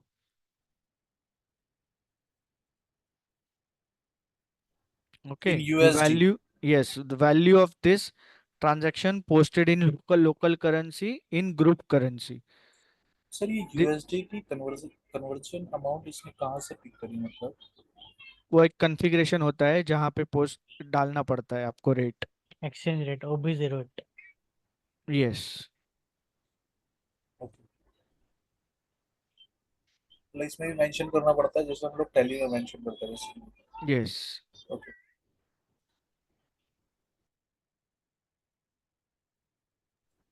तो इसका exchange rate अगर हम ये monthly wise चल रहा है, वैसे तो वीकली वाइज चलता है वो जो हम्म. अपना एक्सचेंज रेट आता है, कभी कभी थोड़ा आगे पीछे भी होता है, तो इसमें जब हम्म. एक्सचेंज रेट हम चेंज करते हैं तो एंट्रीज में कुछ ऊपर नीचे तो नहीं होता अमाउंट्स में? जैसे हम्म. पिछला डेटा हमारा उसमें मिसमैच तो नहीं होगा अगर हम इसमें चेंज कर दें? जैसे अभी का रेट जो है $80, $80 पर डॉलर है, ठीक है, अब नेक्स्ट में जो है वो ₹82 तभी तो होगा।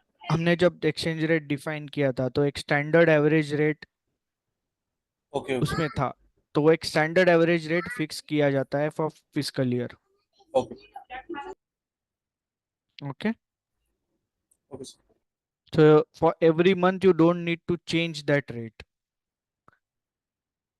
एंड उसमें कुछ एक रेंज भी स्पेसिफाई किया जाता है कि कितना डेविएशन एक्सेप्टेबल है. तो अगर एक्चुअल एक्सचेंज रेट डेविएट भी हो रहा है तो वो परसेंटेज भी सेट किया जाता है कि सिस्टम एडजस्ट कर ले. Okay. Okay sir. Yes. So the postings of GL documents clear. Yes sir. Okay. So now we'll see the postings for accounts receivable. Sir So अभी to जो हमने अभी hmm, जो हमने एंट्री पोस्ट करी है वो बेसिकली रेंट एक्सपेंस में कर दी और बैंक hmm, हमारा क्रेडिट हो गया। yes. बट नॉर्मली क्या होता है, रेंट की हमें इनवॉइस देता है वेंडर Hmm, और पेमेंट जाती है फिर वेंडर। correct. तो उस केस में बस यहाँ पे वेंडर का नेम आ जाएगा, है ना? वेंडर डॉक्यूमेंट दिखाऊंगा तो आपको क्लियर हो जाएगा. ओके, वो आने वाले टाइम में होगा। यस. अभी ओके, 5 ठीक। डॉक्यूमेंट टाइप तो देखे हमने, हम्म। सभी एक्सप्लेन करने हैं. Okay. So now we'll see the document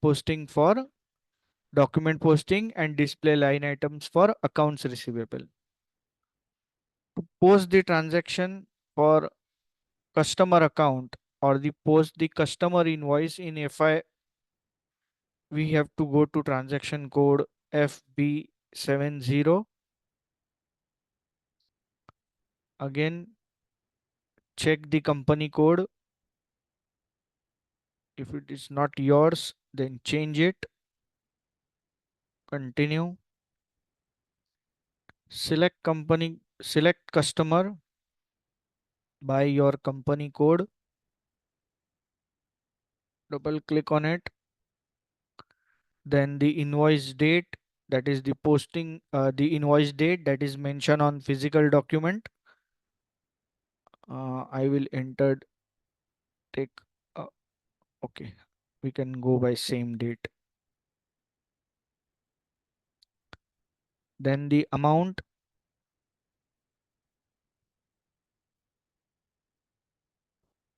Then you have to enter the GL for sales. Sir USD में पोस्ट करो ना sir. We have not configured the foreign exchange. We have not configured foreign exchange rates. You can practice on your own. I've just demonstrating you the basic concepts. So then select the credit amount, that is 20,000, and then press enter. So here also the parameters are same. The balance should match. Debit credit, the balance should be 0, and all the assignments needs to be completed. Here also we have defined it as revenue account, revenue element. So the default assignment we have defined. So the cost center and profit center system have entered the data by default. So then go to simulate. This is the preview. This is the debit and credit posting keys. Click on post.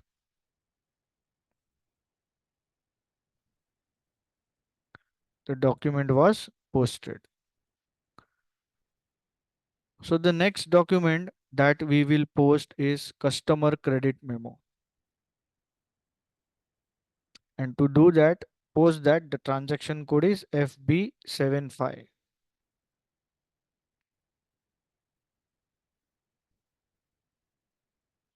Now you can see the transaction is changed, document is changed, header is also changed. Okay, so it defines the type of document, the document type. Select customer,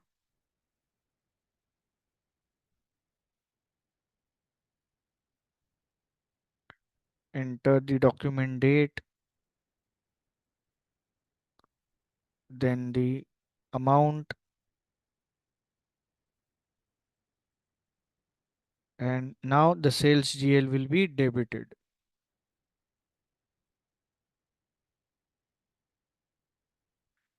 If you want to copy the same amount over here, you can enter star and press enter. So system will copy the same amount over here. Again, the default assignments were made from your customizations. Sir ये सारी fields जो है अगर हम star लगाएंगे तो इसमें taxing मतलब टैक्स अमाउंट और टीडीएस या जो भी होगा वो सब कॉपी करेगा जो हम ऊपर मेंशन करेंगे, या सिर्फ amount in document?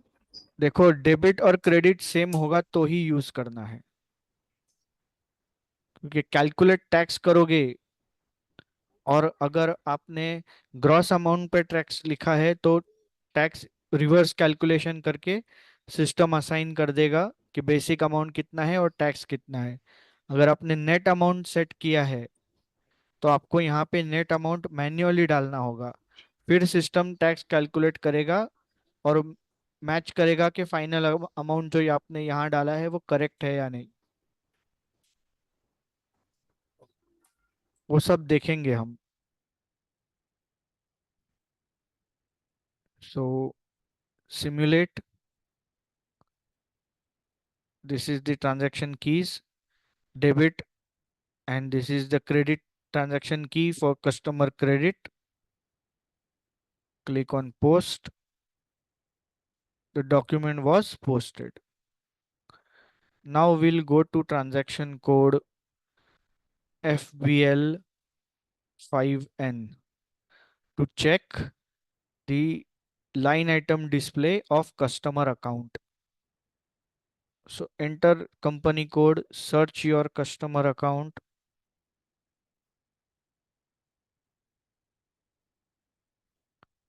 When you want to see the line item display of customer, vendor or GL, always select all item. It will give you the complete picture of the line item display for the account you selected.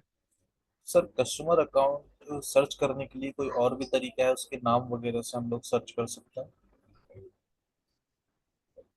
या हमें उसका customer account number ही mention करना पड़ेगा? यहाँ पे search term लिखा है, okay. यहाँ पे कस्टमर का नंबर आप डायरेक्टली डाल सकते हो अगर मालूम है। ओके, ये कंपनी अदर नेम भी उसका। टैब्स है, अदर भी टैब्स है, जैसे कि कस्टमर बाय कंट्री है, यहाँ पे नेम डाल के सर्च कर सकते हो, कस्टमर बाय कंट्री रीजन। तो ये अलग अलग टैब्स दिए हैं एसएपी ने। Okay sir. So execute, so it will show you both the transactions. So DR means vendor invoice, sorry, customer invoice, and DG means customer credit memo. Since we have not mentioned or we have not defined uh, against which invoice this credit memo is posted, therefore both the line items are shown as open items, but the ledger balance is adjusted. So there is another process called account clearing through which you need to clear these open items that we will discuss later. So if you double click on any of this document and go to this button call up document overview, it will show you the document in data entry view, that is customer debit, sales account credit. And if you click on this general ledger view, now it will show you the GL for sundry debtors. So system have automatically posted the transaction on sundry debtors GL. Clear? The purpose of hello yes. Sir, इसी से 6 मैं use करता हूँ, तो उसमें अगर अभी ये जो सिमुलेट जो ऑप्शन दिखा है ना, तो पहाड़ वाला जो ऑप्शन रहता है वो इधर किधर दिखा नहीं मेरे को, इसलिए मैं पूछ रहा हूँ। कौन सा ऑप्शन? एक ऐसा ट्रायंगल जैसा ऑप्शन रहता है, तो जब तभी जाके ये व्यू दिखता है, वो कुछ चेंज हो गया क्या मतलब? हाँ, चेंजेस तो है ना ईसीसी और इसमें डिस्प्ले में आपको चेंजेस तो आएंगे ही। नहीं नहीं, अभी एप्लीकेशन में इसको क्लिक चेंजेस करने के तो है। बाद ऐसा, हाँ अभी इधर आपने जो ये है बता, ना, हाँ ये क्या हाँ दिख रहा है? हाँ वही है, वो उधर ग्रीन ब्लू कलर का दिखता है, हाँ ओके हाँ, ओके। वो कलर्स कलर्स देखो लेआउट में भी कलर स्कीम चेंजेस आएंगे। ओ, ये मैंने सिग्नेचर लिया हुआ है थीम। अच्छा क्वार्ट्स थीम लोगे, दूसरा कोई थीम लोगे तो ये लेआउट में चेंजेस आएगा, कलर सिस्टम में चेंज आएगा, कलर स्कीम में। ओके सो बटन तो वही है। Okay okay. Okay, sir call up doc. हाँ। अगर हम ये दोनों ही एंट्रीज अगर पोस्ट करते टाइम रेफरेंस नंबर मेंशन कर देते अपने पास से, तो ये ओपन एंट्रीज रहती कि नहीं रहती?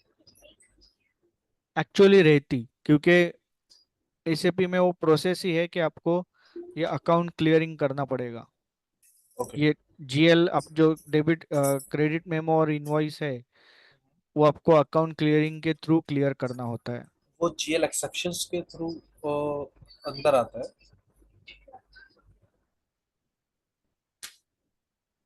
अम्म, आपको पता है वो प्रोसेस?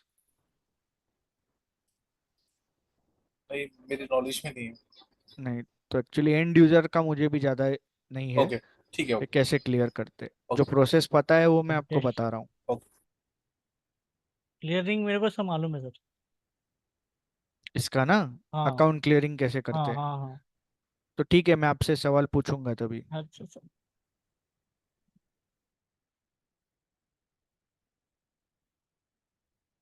आपका नाम? रिश। हरीश। हाँ। Okay, so this is how you can check the line item display of customer. So if you want to check the balance display of customer, then you have to go to transaction code FD10N. Enter the customer number, then company code, fiscal year, and then execute. So it will show you the transactions per posting period and cumulative transaction for the fiscal year, cumulative balance for the fiscal year. If you double click on the posting period, it will show you transaction posted in a posting period 7.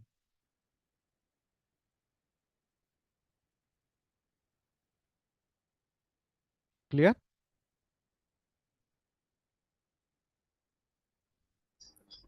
Yes, sir. Okay.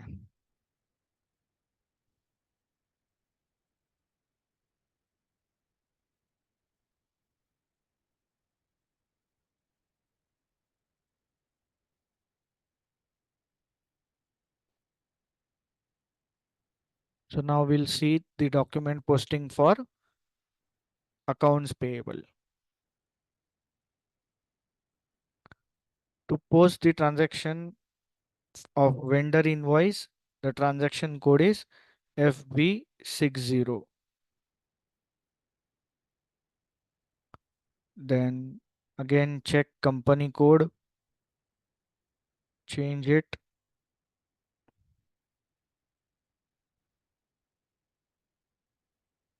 select vendor,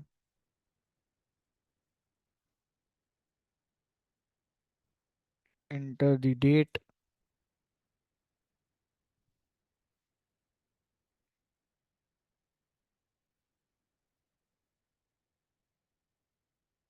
then select purchase GL,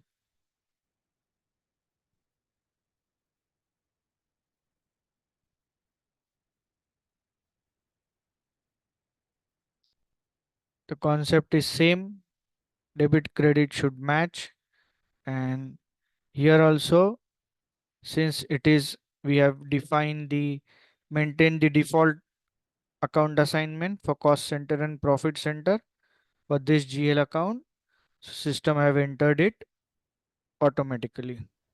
sir इसमें अगर मुझे ABS amount भी चाहिए हो तो वो भी हमें ही एक्टिवेट करनी होगी क्या? Which amount? एबीएस कौन सी? एक, जब हम डिस्प्ले लाइन आइटम करते हैं या अपना डेटा इसको एक्सेल में एक्सपोर्ट करते हैं हम्म तो बेसिकली मुझे क्या उसमें रिक्वायरमेंट रहती है, मेरे पास एक लाइन आइटम तो अमाउंट्स का वैसे ही चलता है बिल्कुल क्रेडिट डेबिट के थ्रू, हम्म और एक एबीएस का भी उसी के अंदर मेरे एसएबी के अंदर मेंशन है कॉलम में, जैसे कॉस्ट सेंटर का एक हेडर आ रहा है उसके अंदर सारे ही, जैसे अगर यहाँ पे 18,000 लिखा हुआ है तो वो सब में 18,000 ही रहेगा, उसमें डेबिट मतलब माइनस प्लस नहीं रहता है। हाँ, वो फील्ड आपको रिक्वायर्ड करना होगा। हाँ वो कहाँ से करते हैं? Field status variant. ओके अ, तो सर सर मेरा भी एक सवाल है सर। बोलिए। अभी अभी ये जो आपने डिफाइन किया है ना, इसमें कॉस्ट सेंटर भी हो रहा है और प्रॉफिट सेंटर भी इसमें डिफाइन हो रहा है, लेकिन हम्म एज पर माय नॉलेज अगर एक्सपेंसेस कोई भी रहेगा तो उसको कॉस्ट सेंटर डिफाइन होता है, और रेवेन्यू रहेगा तो उसको प्रॉफिट सेंटर डिफाइन होता है। तो ऐसा मतलब प्रॉफिट सेंटर में कॉस्ट और रेवेन्यू दोनों, कॉस्ट और एक्सपेंस, रेवेन्यू और एक्सपेंस दोनों रिकॉर्ड होता है कि प्रॉफिट क्या। सेंटर में। यस। तो प्रॉफिट सेंटर क्या है? बेसिकली आपका कॉस्ट और एक्सपेंस, एक्सपेंस और रेवेन्यू कंपेयर करके मैनेजमेंट को ये स्टेटस देता है कि ये प्रॉफिट सेंटर का बिजनेस परफॉर्मेंस क्या है, कैसा है। अच्छा। इसके लिए दोनों चीजें रिक्वायर्ड होती है। ऐसा नहीं है कि एक्सपेंस है तो कॉस्ट सेंटर होगा, प्रॉफिट अगर रेवेन्यू आइटम है तो सिर्फ प्रॉफिट सेंटर होगा। कर सकते हो, अच्छा। लेकिन स्टैंडर्ड यही है कि जब आप कोई भी चीज को प्रॉफिटेबिलिटी व्यू के हिसाब से देखना चाहते हो, आप प्रॉफिटेबिलिटी चेक करना चाहते हो, तो प्रॉफिटेबिलिटी आपको कब मिलेगी? एक्सपेंस और रेवेन्यू कंपेयर करने के बाद ही मिलेगी। अच्छा। सो उसके लिए कॉस्ट हम्म, सेंटर प्रॉफिट सेंटर दोनों होने चाहिए। नहीं, मेरी कंपनी सर ये फॉलो करती है, कॉस्ट सेंटर इसके लिए फॉलो करती है और प्रॉफिट सेंटर रेवेन्यू के लिए प्रॉफिट करती है। हो इसमें मेरे सकता है, कुछ कर आपको। सकते हैं, कर सकते हैं। Okay. Okay.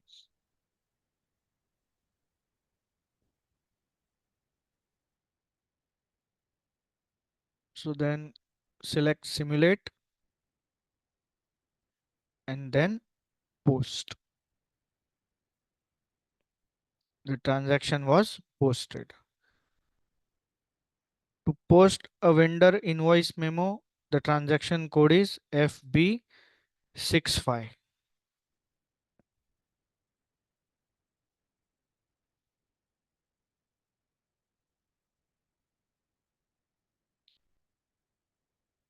Select supplier, enter the invoice date, document date, enter the amount, select purchase GL,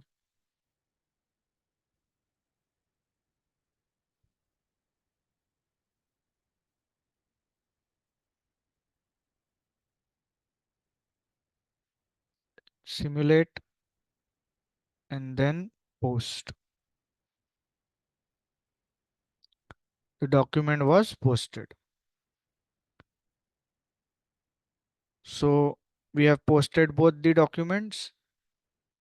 So to check the vendor line item display, the transaction code is FBL1N. So enter company code, search the vendor by company code, select all items and then execute. So it will display the line items posted. So double click on this line item and go to column document overview.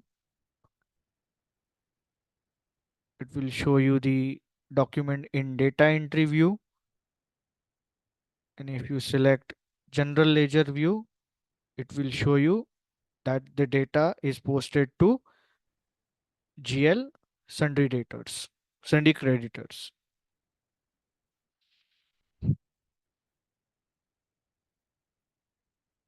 Clear?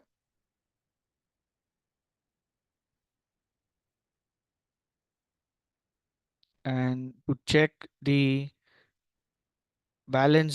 vendor balance display, the transaction code is FK10N. Select vendor and then company code, execute. It will show you the transactions per posting period and the cumulative balance for the fiscal year. Clear about vendors?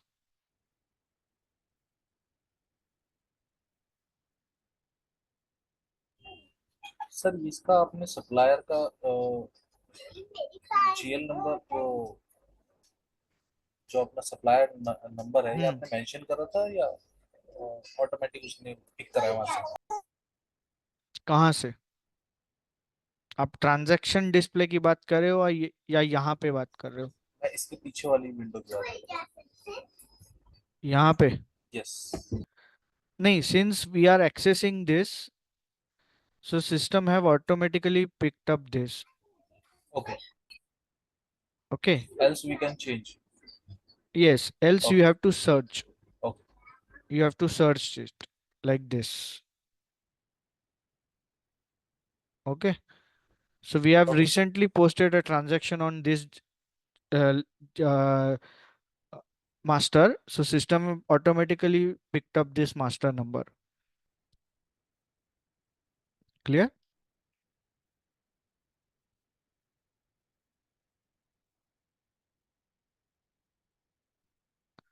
So now the next concept is holding documents. With this tool provided by SAP, you can temporarily save a transaction and later on by accessing it, you can complete the transaction and post it as complete document. So when you hold a document, system will ask you to provide a temporary document number to your document. It will not update the number, the document number for the document type that you have specified. It means it will not affect the number series for the particular document type for which you want to hold the document. It will also not update the general ledger balance. A person who holds the document will post the uh, held document by completing the uh, data entries, completing the that document, and he will post that document. So how to do this? I'll show you on SAP. So go to transaction code FB70. You can use this feature for posting journal document, vendor invoice, customer invoice. So select customer,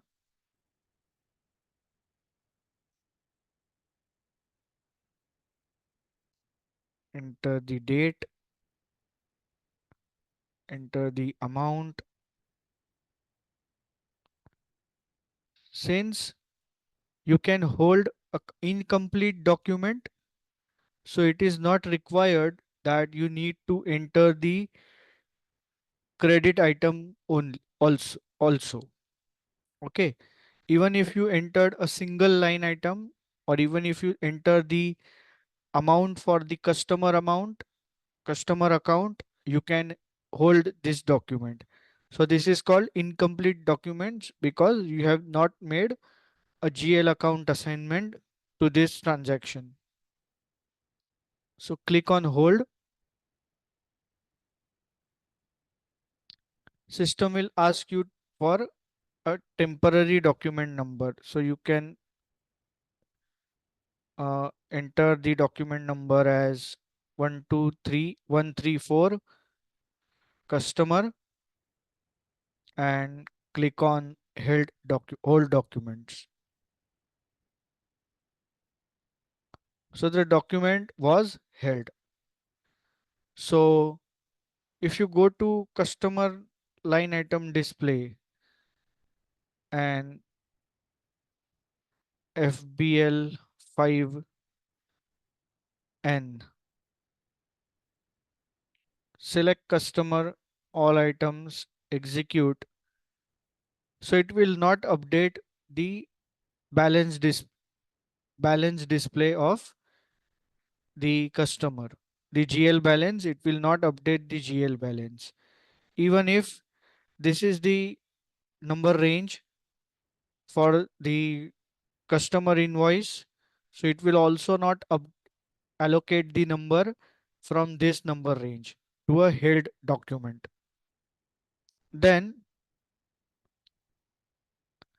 if you want to find the held document, we again exit from here.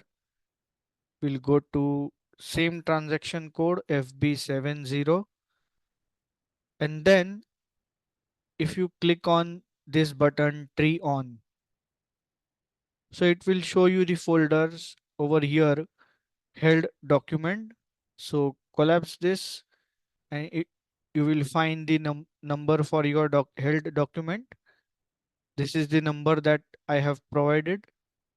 So double click on it. It will open the document in the in so you can click on tree off. The tree will be off, and now I can select the sales GL and complete the other requirements for this GL. Then click on simulate and click on post.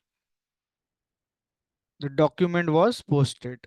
And now if you go to customer line item display list, refresh, the document will be updated in line item display. So this is what is meant by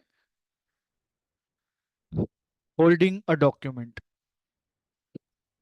Hello, sir. Sir, Yes, held document that can be used at the time of we are busy or something else. That is the yes, purpose. that is the purpose. Okay. Okay, concept is clear.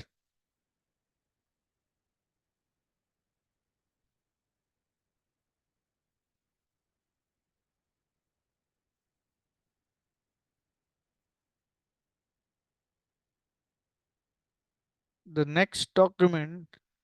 next type of document that we will discuss is park document.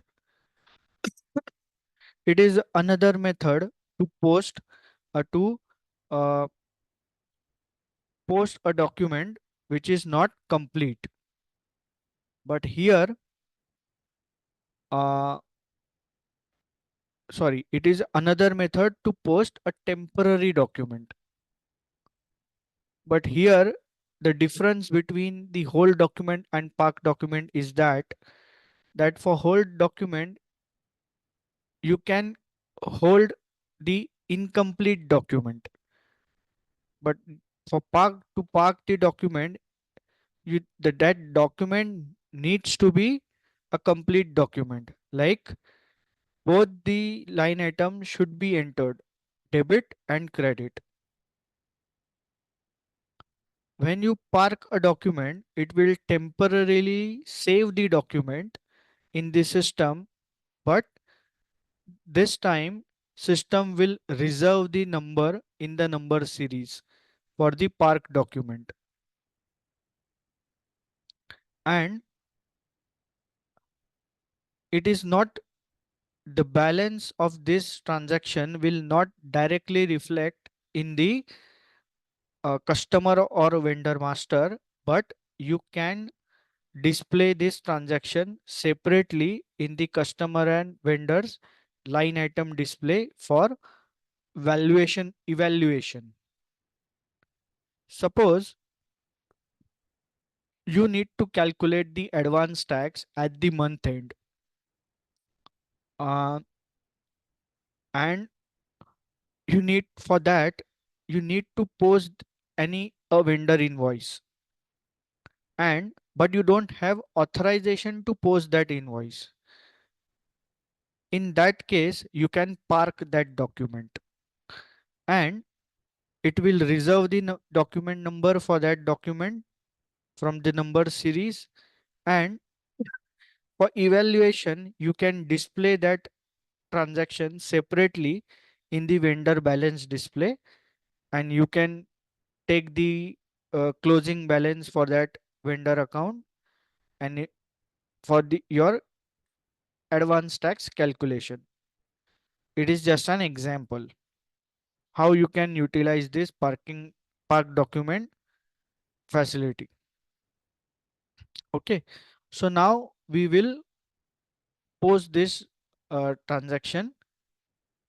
We will check how to do this.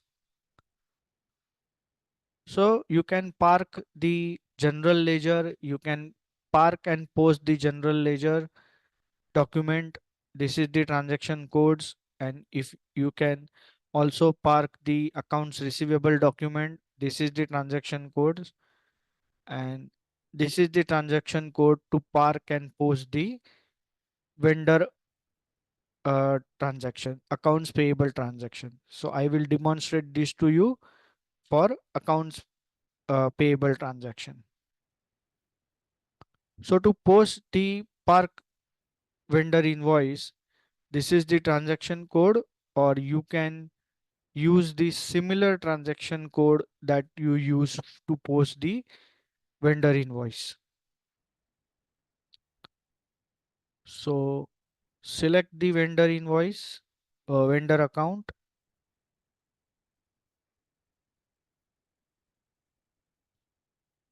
then enter the date,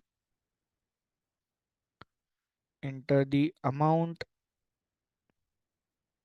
Now you have to select the GL also, because you cannot park an incomplete document. So purchase account, go to simulate, check the view preview for your document, and instead of selecting post, you can select park.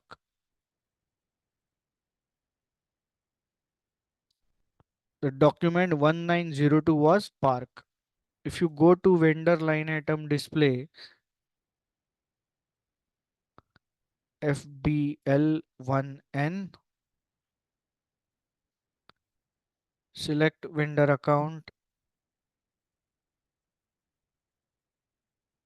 all items, execute, you will see the document number series is starts from 1901 and the document held was 1902. Okay, so the document was, so the system assigns the number series number from the ongoing number series for this document type KR.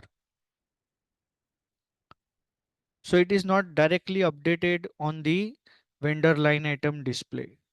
But if you go back and under the type, if you select parked items and execute, it will show you the parked item separately and it will update the ledger balance.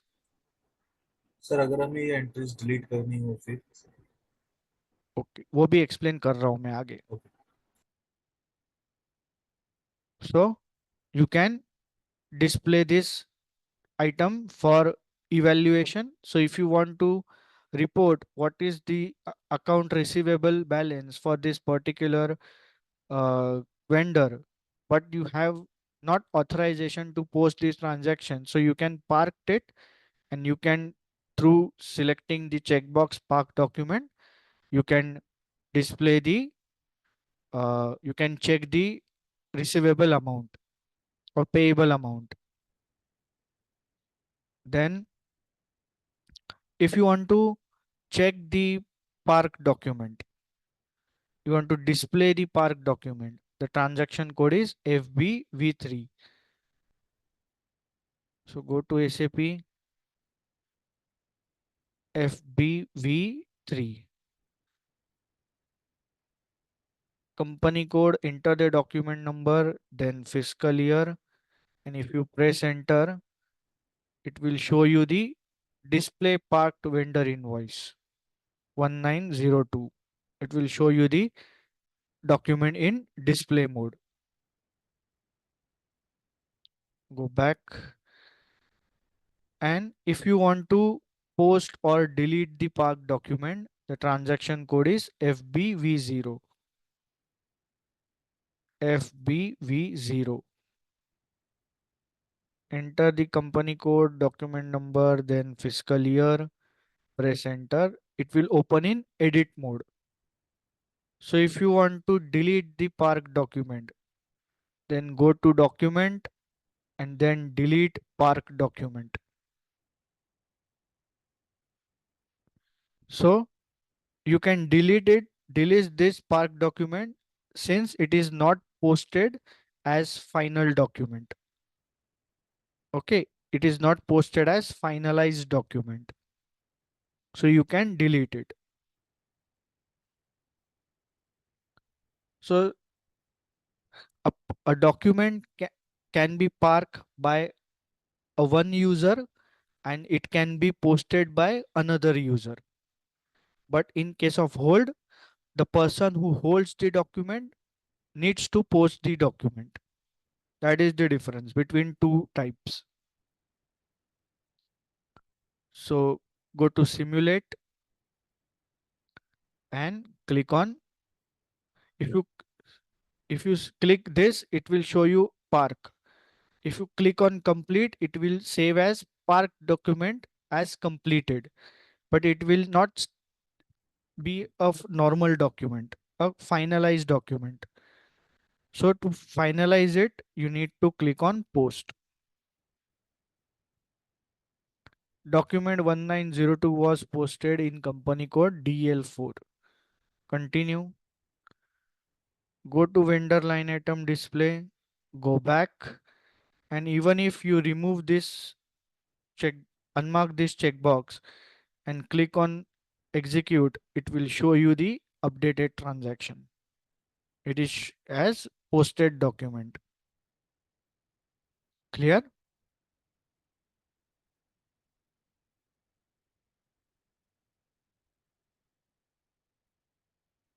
In the previous session, we have discussed about how to post a transaction, various types of transactions in SAP. So now we will check what are the methods to clear the open items that is posted in SAP. Open item means the customer invoice you have posted, vendor invoice, journal entries, the documents that you have posted and for which, against which you have to post a clearing document. When you post an customer invoice or a vendor invoice, unless the corresponding payment document is posted against that document, referring that particular document, it is not considered as cleared document. Till then, that document will be termed as open item. And when you want to archive the data archiving means uh, the data that you no longer required for your day-to-day uh, document maintenance purpose, or you don't need to for any referral purpose, you don't need that previous year's data. So you uh, make a copy of that data, and you erased it from your current database and you stored at a different database in a movable data storage format, that is called data archiving. Okay, so when you archive the data, if your any of your uh, account is having an open item in that account, so that account will not be archived. So data with the item will not archive. So there are two methods of document clearing, that is account clearing. This method is used to clear the credit memos in the customer account and vendor account manually against the uh, refer reference invoice. Post with clearing means when you post an incoming or outgoing document, while posting that document, you have to give a reference of open item against which that payment is posted. And another method to clear the open item that is mostly used to pay the overdue invoices of vendors, that is automatic payment program. So this is what mean by document clearing. Any questions?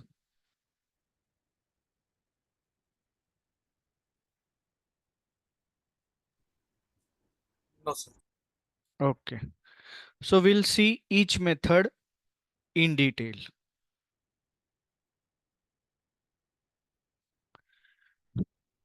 So the first method is account clearing. It is used to clear the account for account receivable and account payable, to clear customer or vendor account. It is also used to clear the GL account where there is an open item of both open items are there, invoice and credit memo with the same amount.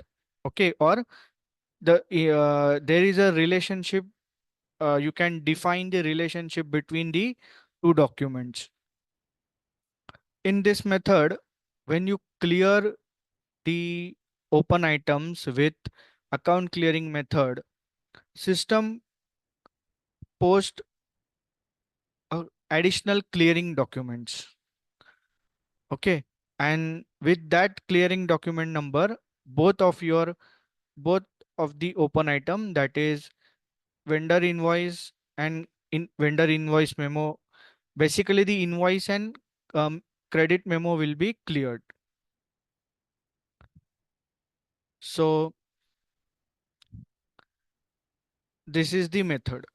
So first we will go to customer line item display to check whether we have open items, invoice and credit memo. So the transaction code is FBL5N. Enter your company code, then search customer by company code. Continue.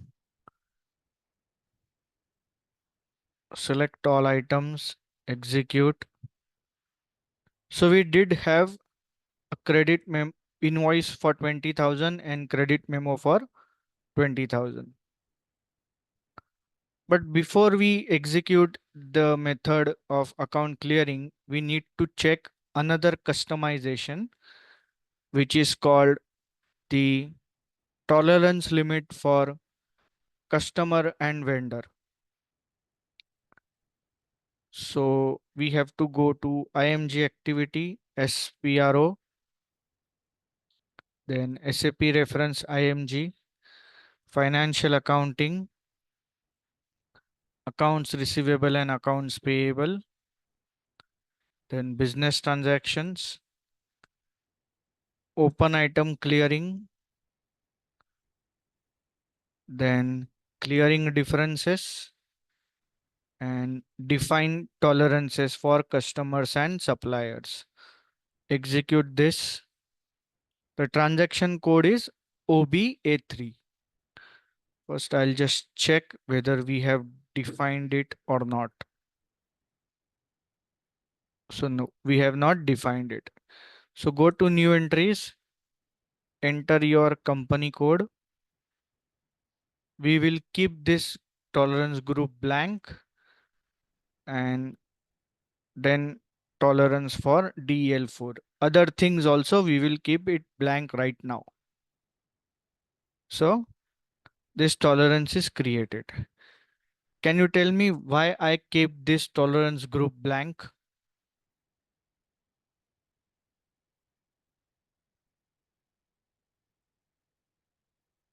I have explained this when we have created tolerance group for GL and tolerance group for employees.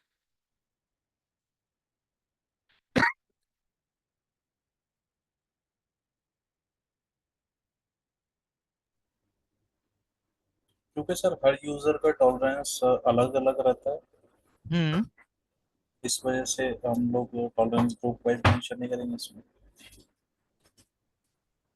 अब थोड़ा आपने जवाब सही दिया, थोड़ा कन्वी गलत हो गया है।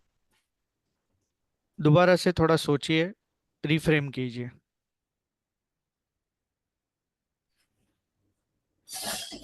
अगर हम टॉलरेंस ग्रुप के अंदर मेंशन कर देते हैं तो मे बी पॉसिबल है कि जो हमारा ग्रुप है उसके अंदर जो भी एंट्रीज पड़ी उस पर इसका डायरेक्ट इफेक्ट पड़ेगा और टॉलरेंस नहीं नहीं बेसिक। नहीं, उसका अकाउंट ग्रुप से कुछ लेना देना नहीं है।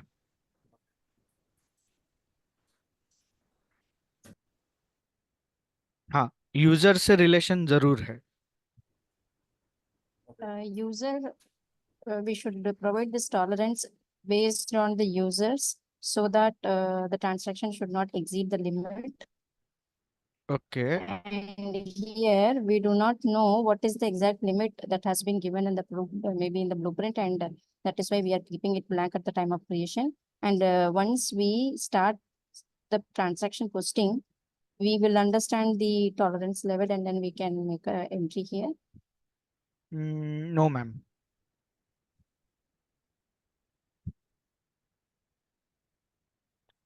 We keep this tolerances blank at all the three levels, that is GL, then employee and customer or vendor, because this blank tolerance is also a code, but it is common to all users who are working for company code DEL4. Okay. Okay. Okay. If you want a employee specific, or here in this case, a tolerance for a customer specific or customer group specific, then you can customer or vendor group specific, then you have to define the group and you have to assign this tolerance group code under each and every customer and vendor master. If you want to define a different account tolerances for every individual customer or vendor, or any group of customer or vendor, if if you want to keep it common, then you should keep it blank. Okay. Okay. Clear? Okay. Understand. Okay. So click on save. Clear. Create new request. Define tolerance group for customer slash vendor.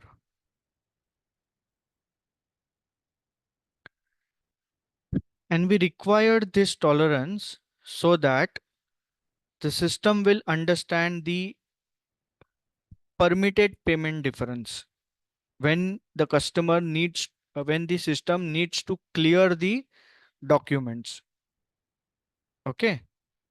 So we have keep it blank. It means that the the invoice, the corresponding posting against the invoice, whether it is credit memo or whether it is incoming or outgoing payment, it should be 100% payment. There should not be any difference of a single rupee also. Okay.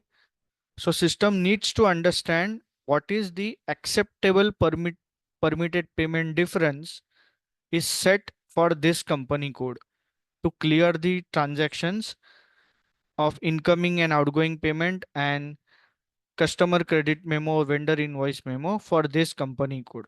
For that reason, this customization is important. Sir अगर cell invoice और payment receive में difference है तो फिर क्या रहेगा इसमें? वो हम आगे सीखेंगे कि ओके उसको कैसे एडजस्ट करना है. यहाँ पे ये ब्लैंक टॉलरेंस ग्रुप और ब्लैंक परमिटेड पेमेंट डिफरेंस का मैंने आपको मीनिंग समझाया. वो भी कवर करेंगे, डिफरेंस आएगा तो कैसे रिकॉर्ड करना है. Okay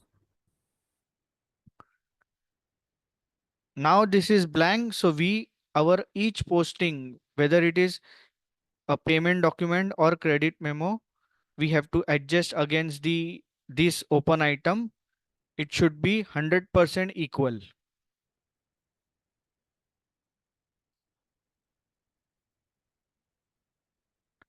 So we have saved it. So exit from here. And now we will test how to clear these open items as customer credit memo and customer invoice against each other. So to do that, to clear the customer account, the transaction code is F-32 and this is menu path. So we'll go to SAP, go to another session and go to transaction code F-32. Here you have to select the account of the customer for whom you want to clear the document. It is the clearing date, on which date you want to clear this customer's account, then company code, posting period, and then select process open items. So here system have selected the 19,000 as assign amount because these two are identical amounts and their adjusted value is 0. but we have to clear these amounts. So what we need to do when you have a multiple line items, third button from left, it is called select all, and third button from right, it is called deactivate items. So select this. So all the items were deactivated. Now first select customer invoice and then select customer credit memo. There will be no amount call in field amount entered because we have not entered any amount. Therefore, it shows you the zero. Only this field is activated. So to post a transaction with clearing, the assign not assign amount should be zero. So now we'll click on post. The document 2 was posted. We'll go to customer line item display, list, refresh. So you will find both the documents were cleared with the document clearing document number 2, and as this method suggest that the system will create additional postings for the clearing of this document, and the transaction type for that additional posting is SU, and this number range is system defined. Any questions?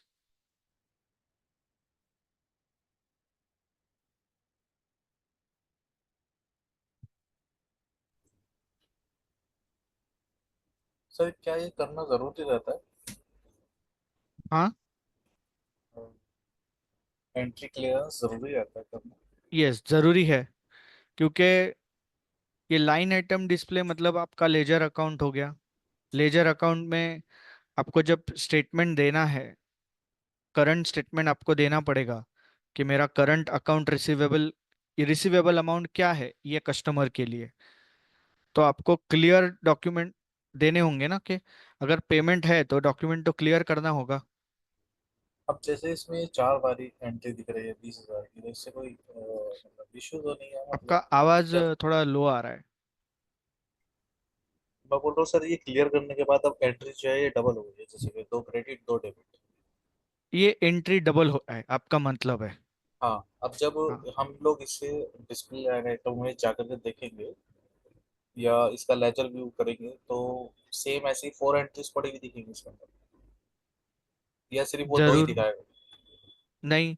आप ये method से अगर मान लो चार आपके ये documents हो रहे, चार क्रेडिट मेमो है, चार आपके इनवॉइस है, आप हम्म, ये मेथड से क्लियर जब आप अकाउंट क्लियरिंग करोगे तो आपके हर एक ये समझो जोड़ी पकड़ लो, तो अगर ये चार जोड़ी है तो आपके उतने ही एडिशनल डॉक्यूमेंट क्लियर हो पोस्टिंग होंगे यहाँ पे। ओके। ओके, पर आपको जब कस्टमर को अकाउंट देना है तो आप क्लियर ट्रांजैक्शन क्यों दोगे उसको? आप उसको सिर्फ रिसीवेबल का दोगे तो जितना रिसीवेबल है वही ट्रांजैक्शन दोगे ना। तो उस केस में आपको क्या करना है, सिर्फ आपको ओपन आइटम सिलेक्ट करके एग्जीक्यूट करना है, तो सिस्टम सिर्फ आपको वही रिसीवेबल अमाउंट दिखाएगा, वही लाइन आइटम्स दिखाएगा system. Okay. Okay. Okay. Hello. अच्छा सर, वैसे जब हमने सर आप हाँ,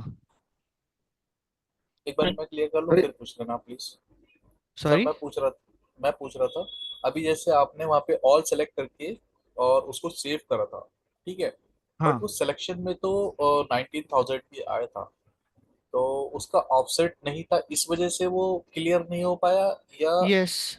अगर वो सेलेक्ट करने के बाद ऐसा पॉसिबल है कि वो ऑटो क्लियर हो जाए या नहीं हो पाएगा?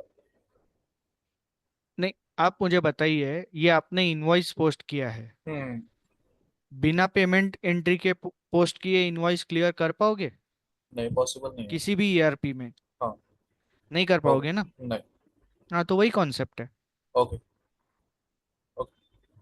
Okay. हेलो। और कोई कुछ और पूछ रहा जैसे था? सर इसमें इसमें सर मतलब कंफ्यूज होता है, जैसे चार एंट्रियां दिख रही है सर, जैसे सपोज हम्म। हमने लेजर देखा तो ये चार एंट्रियां मतलब दो डेबिट दो क्रेडिट, इसमें तो हमको भी तो कंफ्यूज हो सकता है ना सर कभी इन फ्यूचर मतलब देखने में। हाँ, तो कंफ्यूजन के लिए यहाँ पे ऑप्शन दिए हैं ना। आपको सिर्फ अगर ओपन आइटम देखने हैं कि जो ओपन है, हाँ। जिनके जो करस्पॉन्डिंग क्रेडिट मेमो, या हम कस्टमर के बारे में बात करेंगे, करस्पॉन्डिंग क्या बोलते हैं उसको, करस्पॉन्डिंग क्रेडिट मेमो, या आपका हम्म। पेमेंट, इनकमिंग पेमेंट्स के हम्म। अगेंस्ट क्लियर नहीं हुए हैं, आपको उतने ही डॉक्यूमेंट देखने हैं कि कितने रिसीवेबल है।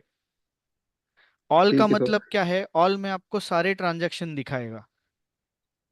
और इसमें कि जैसे हमें आउटस्टैंडिंग देखना है तो वहां पे फिर टिक करना पड़ेगा कि तो वन यहाँ पे आइटम में। आपको सिर्फ, देखो, आपको सिर्फ आउटस्टैंडिंग अमाउंट्स देखने हैं तो ओपन आइटम सिलेक्ट हम्म। कीजिए, ठीक है। एग्जीक्यूट, सिर्फ आपको आउटस्टैंडिंग ट्रांजैक्शन ही दिखाएगा।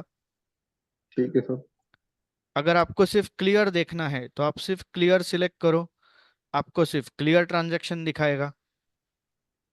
तो सर एक मेरा क्यूरी था, मतलब ये कंपलसरी है क्या सर, ये क्लियरिंग करना है, मतलब जो अपन रिसीवल में जब पेमेंट आता है अपने पास, हम्म। तो इसमें एंट्रियां ये पोस्टिंग मतलब अपने को क्लियर करना पड़ता है, या ऑटो, मतलब ये ऑटो नहीं करता है उसमें? ऑटो नहीं होगा। आप ऑटो में ऑटो क्लियरिंग भी है, पर उसके लिए भी प्रोसेस मैन्युअल, आपको कुछ पैरामीटर्स सेट करके वो प्रोसेस रन मैन्युअली ही करना होगा। अच्छा सर। सिस्टम ऑटोमेटिकली पोस्टिंग्स कर देगा, जैसे अभी भी सिस्टम ने ऑटोमेटिकली पोस्टिंग की है। ठीक है सर। वो ऑटोमेटिक और सर क्लियरिंग जैसे भी एक मेथड है, उससे भी जैसे आप कर सकते हो।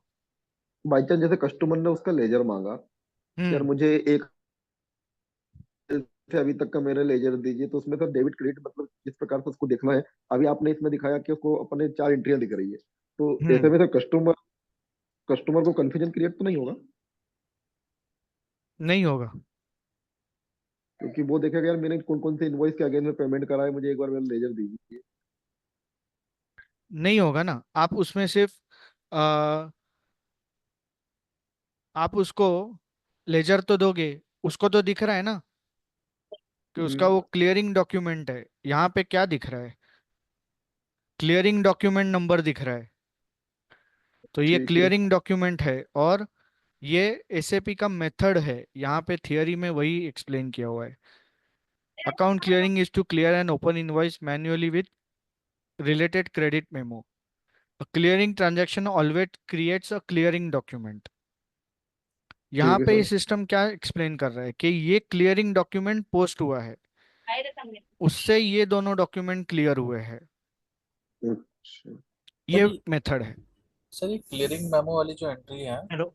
इसका हाँ। जो लास्ट में माइनस क्रेडिट का साइन है, ये कुछ अलग कलर का है या मुझे लग रहा है? नहीं, अलग अलग कलर का नहीं है, सेम कलर का ही है। अच्छा, मतलब ये लास्ट में 20,000 के सर आगे माइनस लगा हुआ है ना, तो वो मुझे रेड सा मतलब रिफ्लेक्ट कर रहा है मुझे। हाँ, ओके। यहाँ पे ना, हाँ, ये नहीं ये क्लियरिंग का अलग से कलर है थोड़ा। नहीं, ये तो ग्रीन है। ये 20,000 के बाद माइनस लगा हुआ है हाँ। एसयू हाँ, के हो एंट्री में। सकता है, ये हाईलाइट हुआ है, ये ट्रांजैक्शन उन्होंने हाईलाइट किया है। ओके। ओके। ओके। सर हाँ, सर मेरा बोलिए। एक सवाल है। हाँ। एसयू डॉक्यूमेंट कैसे क्रिएट हुआ है वो मेरे को जरा बता दोगे क्या? क्या एसयू हुआ है? डॉक्यूमेंट टाइप एसयू हो गया ना क्रिएट, हाँ, बताओगे क्या कैसे हुआ एसयू? आपको डॉक्यूमेंट टाइप देखना है या हाँ हाँ हाँ। पोस्टिंग मेरे- देखना है? नहीं नहीं, मेरे को वो बाकी सब मेरे को मालूम पड़ गया। सिर्फ एसयू का मेरे को मालूम पड़ना चाहिए, मतलब मालूम नहीं है कैसे एसयू कैसे क्रिएट होगा। ये सिस्टम क्रिएटेड है, तो OBA7। आपको ये पता होना चाहिए कि ढूंढना कहाँ से है। अच्छा। अगर आपको ये टॉपिक समझ में आ गया था तो आपको ढूंढ सकते हो। SU डॉक्यूमेंट टाइप्स में है। अच्छा नहीं, ये मेरे है, कंपनी में ए बी क्रिएट होता है सर, जब ये होता है ना तो automatically A B document create होता है, इसलिए मैंने आपको पूछा है। यहाँ पे रिवर्स डॉक्यूमेंट टाइप में लिखा होगा AB। ओके। अच्छा। इसके लिए AB क्रिएट होगा। अच्छा तो इधर ए बी लिखना पड़ेगा क्या? आप जो लिखोगे वो डॉक्यूमेंट टाइप सिस्टम उठा लेगा। अच्छा अभी कुछ क्रिएट नहीं किया इसलिए एस यू क्रिएट होगा। हाँ, ओके। SU क्रिएट हुआ। आपने अगर कस्टमर क्रेडिट DG, देखिए DG में अगर जाके आप देखोगे उधर, अगर SU लिखा है तो SU ही होगा, अगर ब्लैंक है तो SU उठाएगा, अगर यहाँ कुछ स्पेसिफिक लिखा है, अभी इसका क्लियरिंग डॉक्यूमेंट तो एसयू ही है। अभी देखते OBA 7 पे जाके दोबारा डीजी देखते हैं, कस्टमर क्रेडिट मेमो ब्लैंक है ना, अच्छा हाँ। तो एसयू उठाया, क्योंकि system defined document type SU है, ओके। इसके लिए एसयू डॉक्यूमेंट उठाया। ये ठीक है। डॉक्यूमेंट टाइप है clear. Clearing document. Okay okay okay, okay. इसके लिए ये डॉक्यूमेंट टाइप उठाया सिस्टम ने, और उसको जो नंबर रेंज क्रिएट दिया है, तो वो वो सिस्टम डिफाइंड नंबर रेंज है, वो company code specific number range नहीं है। तो कंपनी स्पेसिफाई नंबर डालने का, तो क्योंकि हमारे इधर सर 900001 करते हैं वो लोग क्रिएट, हम्म तो उसको डिफाइन करने का है तो। आपने नंबर FBN1 पे किया ना नंबर रेंज डॉक्यूमेंट के लिए, FBN1 हाँ वहां लेकिन से करेंगे। ठीक है। वो टॉपिक कवर किया है हमने। हाँ, ठीक है। आपको वही तो है जो हमने आज के जो लास्ट क्लास तक जो सेशन क्लियर किए हैं, हमने डिस्कस किए, वो आपके सबसे इम्पोर्टेंट लेसन्स है। ओके अगर उसके बारे में आपको क्लैरिटी आ गई, तो आप इंटरव्यू का फर्स्ट राउंड आराम से क्लियर कर सकते हो, ओके सर ओके। और पूरा सिलेबस भी समझ सकते हो। अगर वो पहले जो हमारे 5 या 6 क्लास है, आई थिंक ये हमारा 8th क्लास है या 7th क्लास है, तो थर्ड पहले क्लास। 6 क्लास के जो टॉपिक्स है, हम्म, अगर वो आपके 100% क्लैरिटी है, तो आगे कुछ भी डिफिकल्ट नहीं होगा। पर अगर उसमें अगर क्लैरिटी नहीं है, तो आगे का उससे भी डिफिकल्ट ही है। Okay okay, okay sir. ये बंदे फ्लावर कर। सो वो 6 क्लासेस के टॉपिक्स पे ज़्यादा फोकस करना। Okay sir. So now we will understand the same for accounts payable. Method will be same, only the difference is transaction code. So now we will check the line item display for FBL1N, line item display for vendor, all items. So we have 18,000 two open items as credit memo and invoice. The transaction code to clear vendor account with credit memo is F-44. Select vendor account.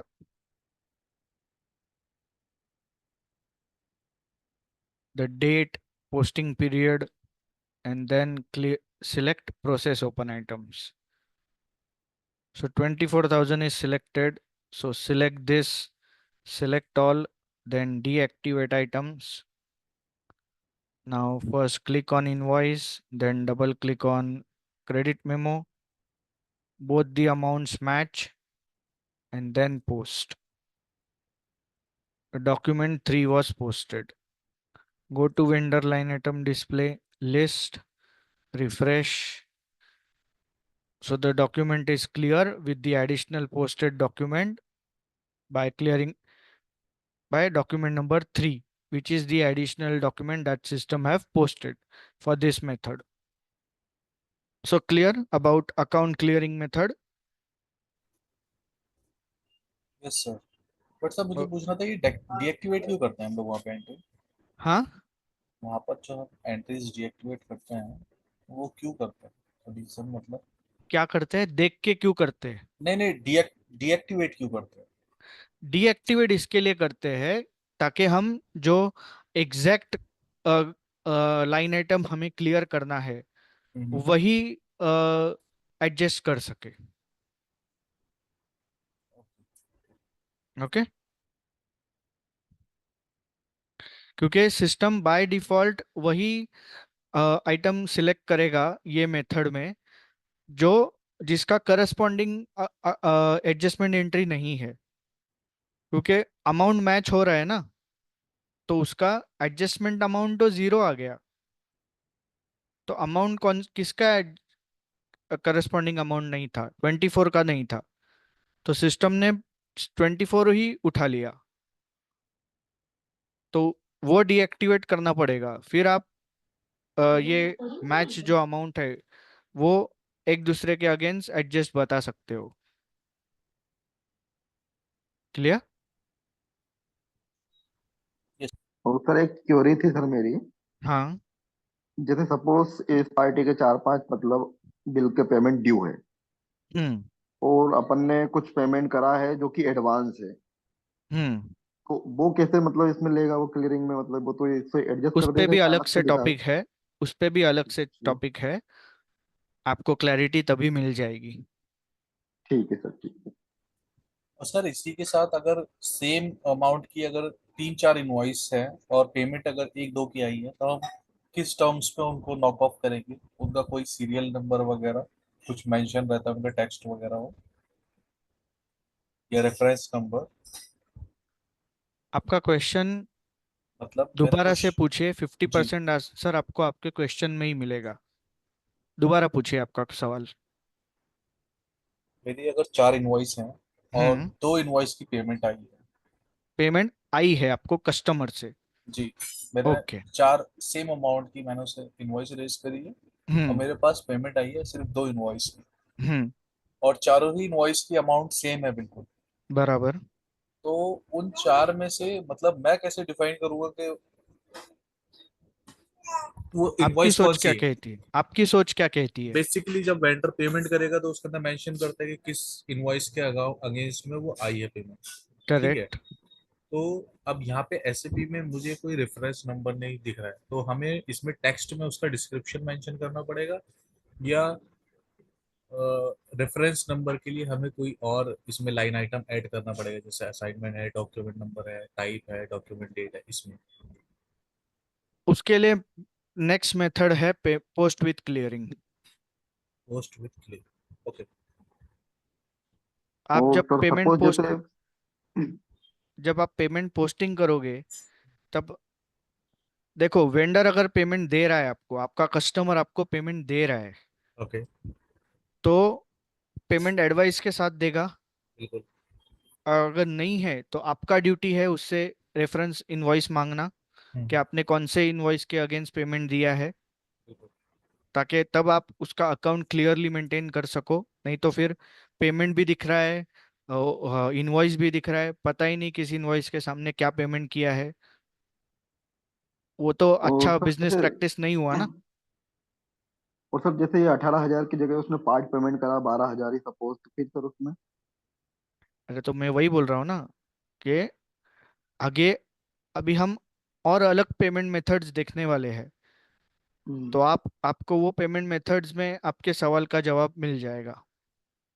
ठीक है sir. Okay. Okay sir. Okay sir.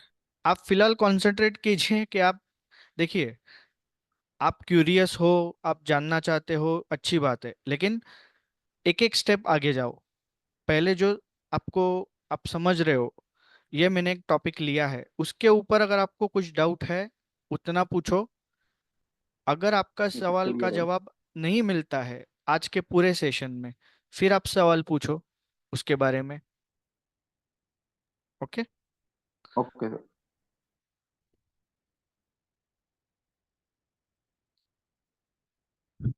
So this is account clearing.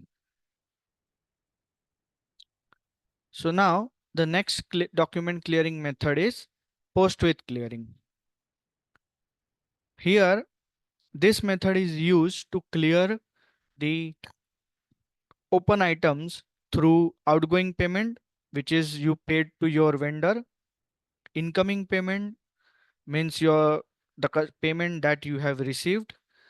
Transfer posting with clearing, if there is any intercompany transactions, then the transfer posting with clearing is that is called transfer posting with clearing. So when you post a payment, at that time you have to define against which open item this payment should be adjusted.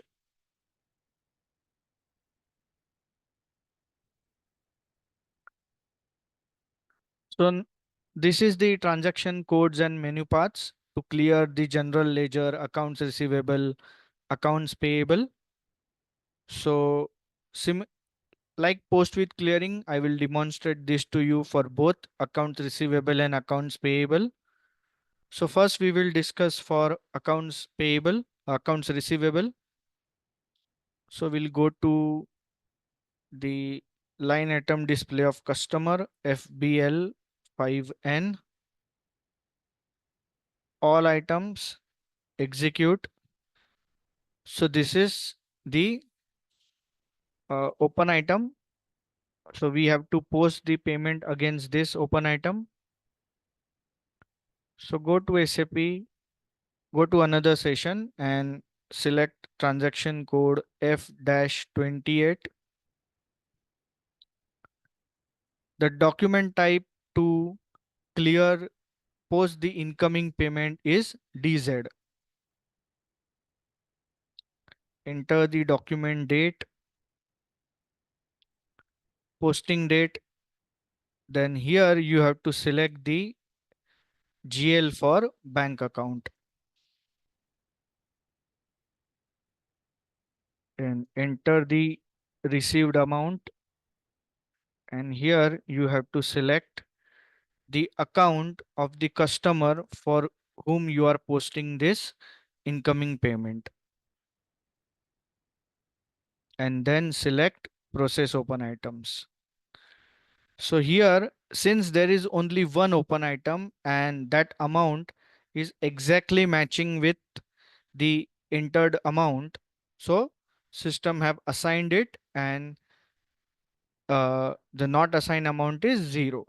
So if there are multiple items here, and what system basically does that it will assign the total of all the open items in assign amounts.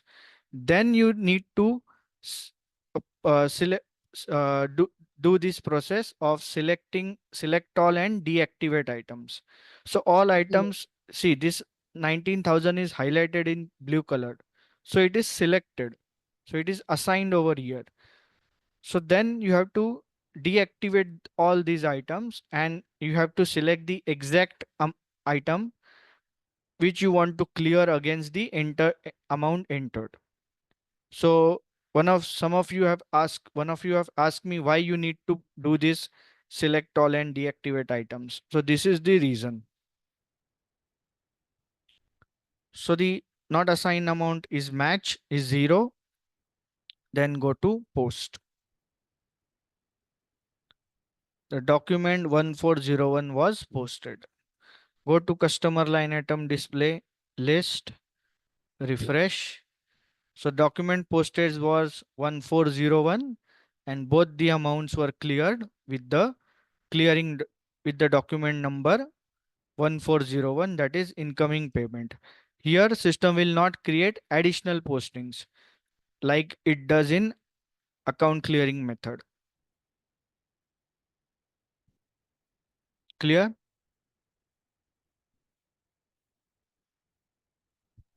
Yes, sir. Okay. If you double click on this clearing document, that is incoming document, it will show what, or if you go to this invoice, it will show you this invoice is cleared with the document number 1401 and this is the clearing date.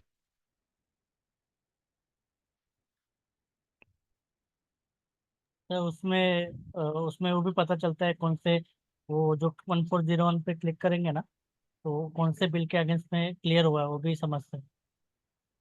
ये अभी system में जाओगे और payment usage में जाओगे ना, environment में जाए, ऊपर ऊपर ऊपर ऊपर, एनवायरनमेंट, पेमेंट यूसेस करके रहेगा, पेमेंट यूसेस, हाँ, तो उसमें दोनों नॉक ऑफ का दिखता है।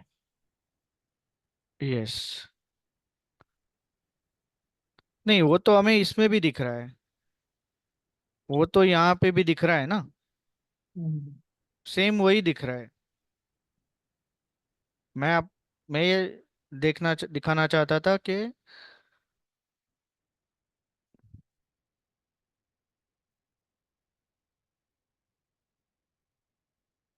इन पेमेंट में इनवॉइस दिखता है क्या, वो मैं दिखाना चाहता था।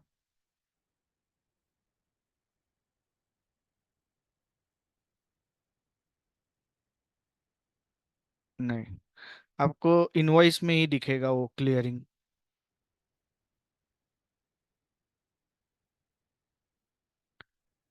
So now we will see the how to post the document, clear the vendor open item through um,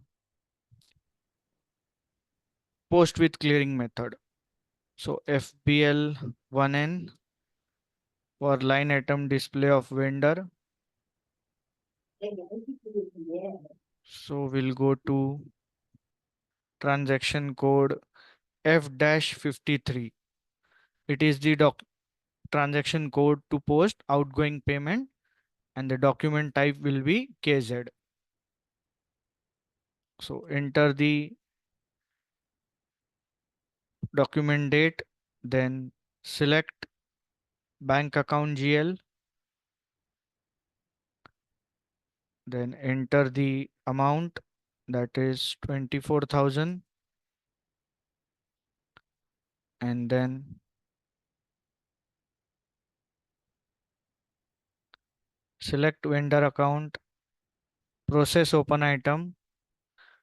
Again, the value is assigned value is matched with amount entered. So click on post. The document 1702 was posted. Go to line item display of vendor list, refresh. So the both the documents were clear with the document number 1702. This is how a post with clearing is performed. Clear?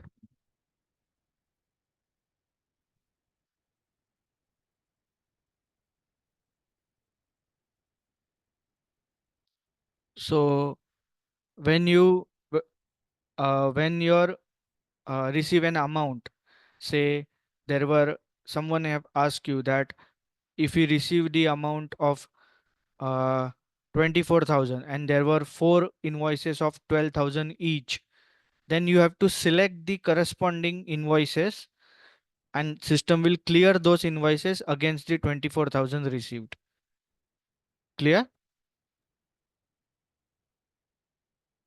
So this is how you can select the invoices against the posted document of incoming or outgoing payment.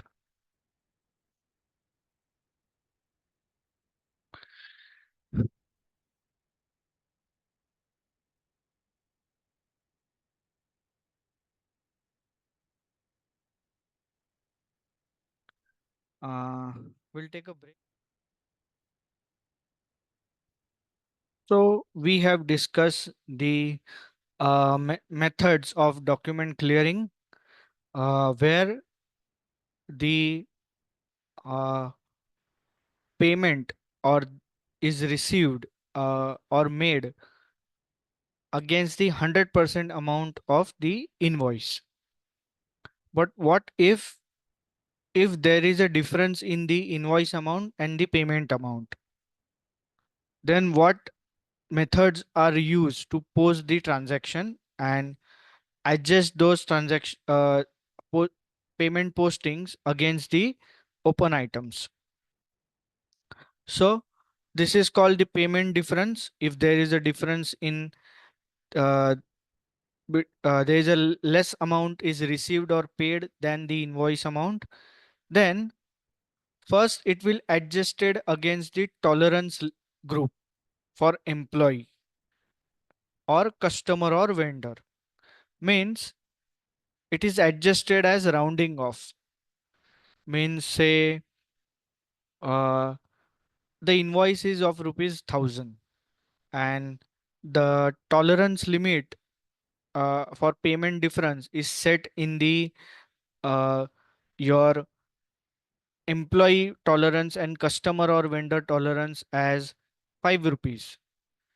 Okay, if you receive the 5 less if you receive a payment or if you make a payment lesser than uh, less you make a less payment up to 5 rupees, then the system should accept it and that 5 rupees is posted to rounding off.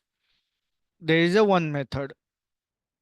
Second method is cash discount.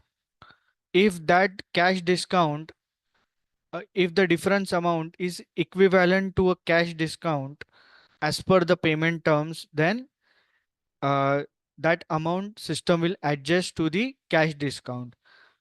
For both the methods, we have to do some customizations, some automations we have to configured so that system automatically post the respective transaction. But what if the payments is outside the tolerance limit or the cash discount limit? So just to take an example, suppose your invoice is of 1000 rupees and you received a payment of 990 rupees and you have set in the permitted payment difference for the employee tolerance and customer or vendor tolerance that the payment difference up to 10 rupees is acceptable, whether it is incoming or outgoing. So system will post this 990 rupees. So system clearing system will perform? System will adjust the whole 1000 rupees against the invoice of 1000. 990 will be posted to bank and 10 rupees will be posted to a rounding of GL. Okay, that is in the case of tolerance limit if the difference in the invoice amount and the payment document is up to rupees 10. Okay, this is one example. The second example is cash discount. You have said that the cash discount of 10% is allowed if the uh, if you received a payment within certain days. So the 10% of 1000 is 10. Then again in this scenario, system will adjust this 990 against 1000. The invoice of 1000 rupees will be cleared.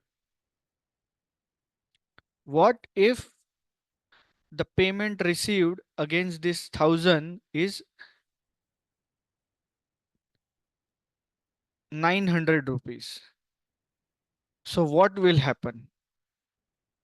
Because this 100 rupees difference is beyond the limit of tolerance as well as the cash discount percent. So what system will do? For that reason, there are two methods: a partial payment and residual item that we will discuss in detail. Clear?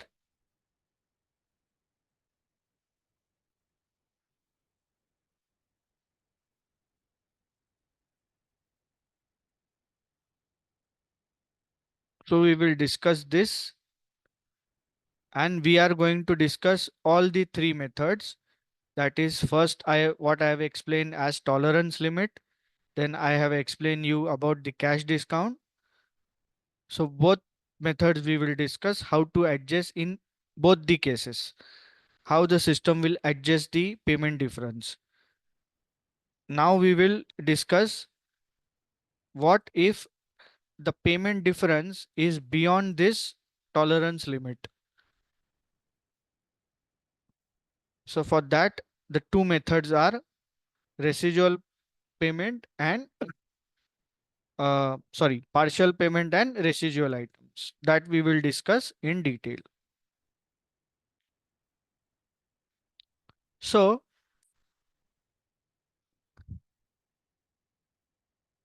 what happens in if a partial payment is received? So if you go to line item display of customer FBL5N, and so you have noticed that when you post an invoice, it will become an open item in the line item display. Then under the partial method, when you post a partial method payment, when you post an payment document with partial payment method, though you have mentioned that against this invoice the partial payment is received, but system will keep both the documents as open items. Means the invoice will be remain as open item, and the partial payment that is received will also remain as open items, and the system will show you the adjusted amount of, or we can say a balance receivable amount. When you post the balance receivable received amount, the document for balance received amount, system will clear all the three documents with the clearing document number of balance payment received. So this is what happens in case of partial payments. So I'll demonstrate this to you practically on SAP, then this concept will be clear to you. So first I'll post one invoice for customer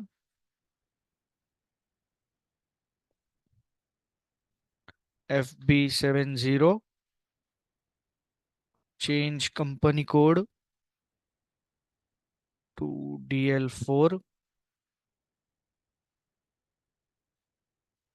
select customer,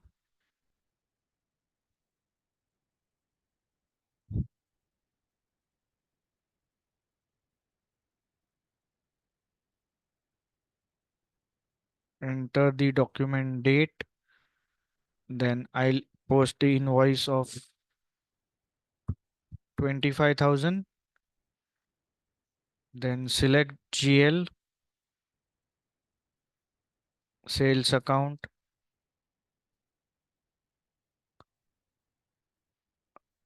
then simulate and post. Document was posted. So go to customer line item display list, refresh. So we have an open item. Okay. So the invoice is posted and then the system will show it as open item. So now we will post the incoming payment through partial payment method. So to post the incoming payment, the transaction code will be F-28.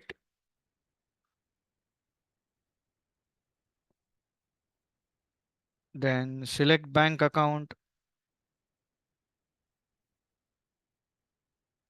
And suppose against 25,000 system, the customer have paid us 20,000. Select customer account.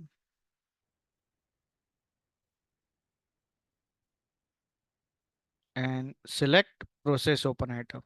Till here, the process will be same. Okay. So here, the amount entered that we have entered the received amount as 20,000, not assigned amount 25, that is the open item. Okay. So not assigned is 5. So if you try to post this document, system will show you the message that the difference is too large for clearing, and system will not allow you to post these transactions. So what happens in this case? You have to go to a tab partial pay. This is called a standard transaction. And if you go to partial payment, partial amount, here the payment amount is selected. Okay, it is equally selected. But when you double click on it, it will show you the adjusted amount out of this 25,000. So here system says that 25,000, out of 25,000, 20,000 is assigned out of this invoice against the amount entered.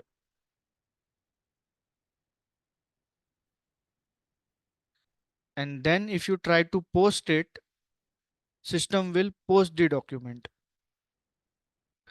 So what happens in the line item display? Go to line item display list, refresh. So system will show you both the documents as open items and the balance is adjusted.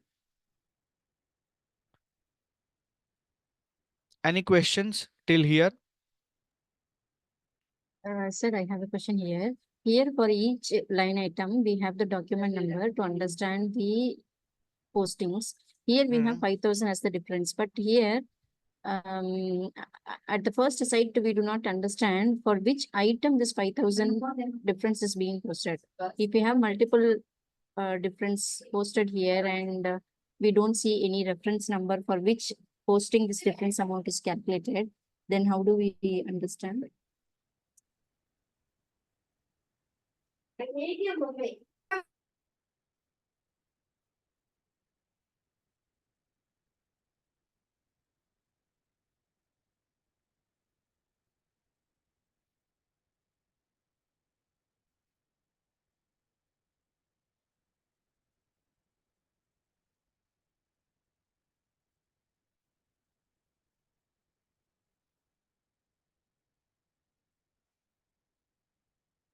Here, payment for 1803.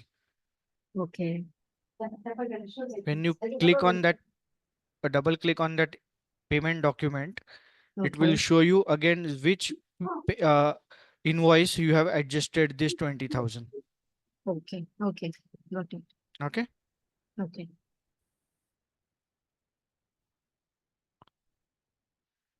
So this is the effect of partial payment. So now we will post this balance payment.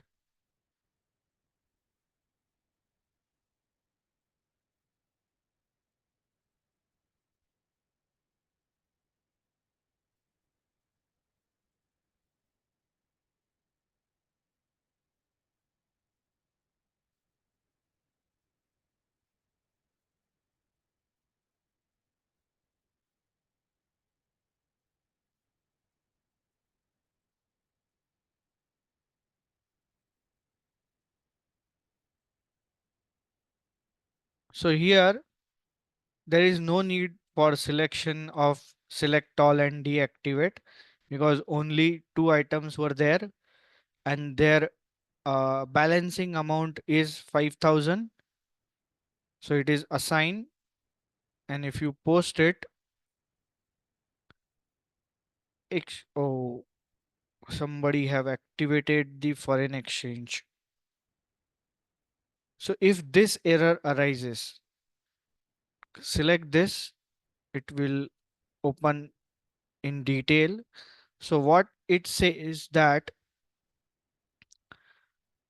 if the transactions are posted for if the transactions for incoming and outgoing payment is posted for foreign exchange amount, for the foreign currency amount, then if there is a foreign exchange difference, then on which GL system should record the foreign exchange difference.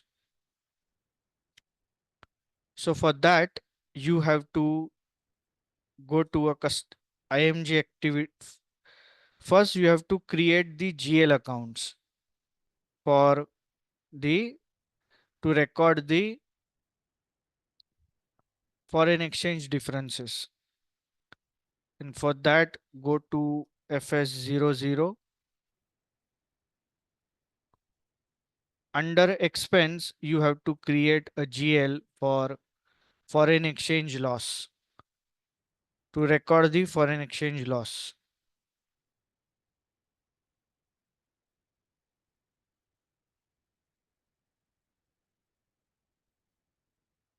Non-operating, then expense,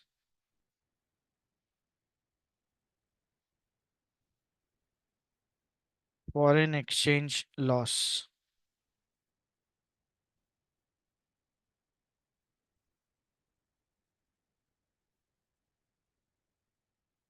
Control data, sort key 001, then create bank interest. Field status group will be G001. Save it. Similarly, to record the gain in the foreign exchange difference, you have to create the GL under the income group.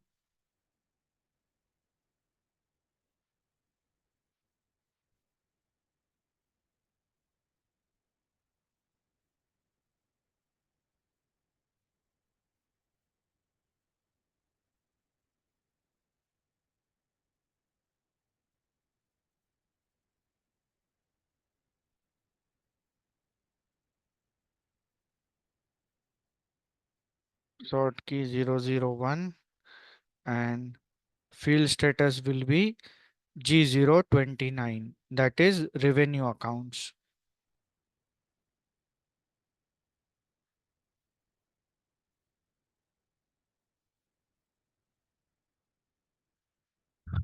So after preparing these GLs, you have to go to IMG activity and you have to mm, go to open item clearing. Okay.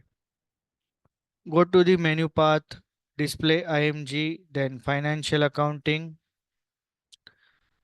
accounts receivable and accounts payable, then business transactions, open item clearing, then define accounts for exchange rate differences. Execute this, enter your chart of account, continue, go to new entries. First, you have to define these GLs to record the foreign exchange difference for the clearing of incoming payment in case of sundry debtors. So first you have to select the GL for sundry debtors. Keep these fields blank and select here GL for foreign exchange loss and select here GL for foreign exchange gain. Press enter. Then save it. Create new request. Define accounts for exchange rate differences.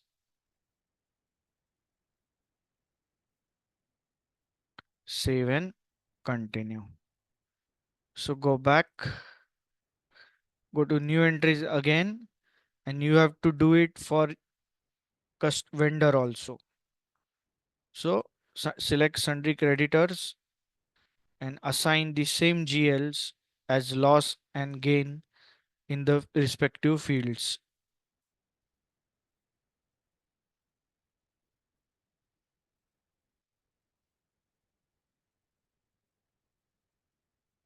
Save it. So now this error will resolve.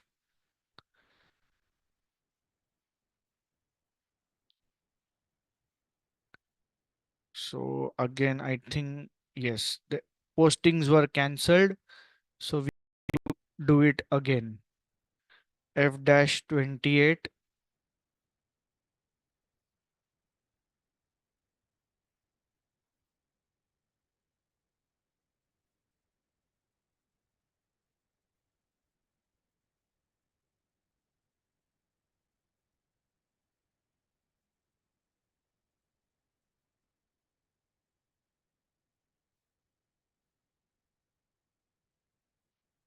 process open items, and now if you post, system will allow you to post it. So now go to customer line item display, list, refresh. So the both the open items, that is the invoice amount, then the partial payment received and the balance payment received, all the documents were cleared with the document number of balance payment received. So this is how a payments in case of partial payments are managed. Clear?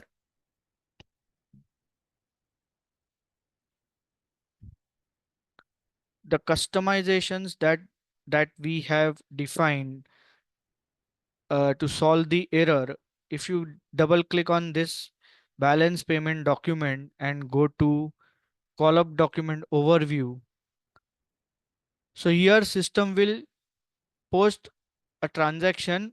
Since it is zero, there is no foreign exchange, foreign currency transaction involves, but it is an additional check that if there is a difference in the payment amount, if the transaction is posted in foreign currency, so system will record that difference in whether it is gain or loss, the system will record that, and it ensures the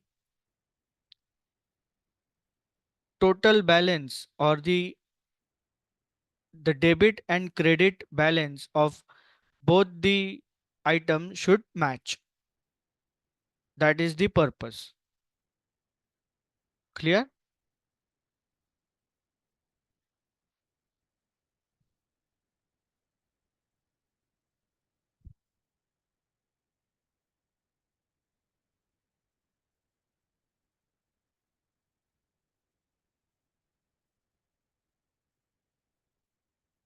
Hello.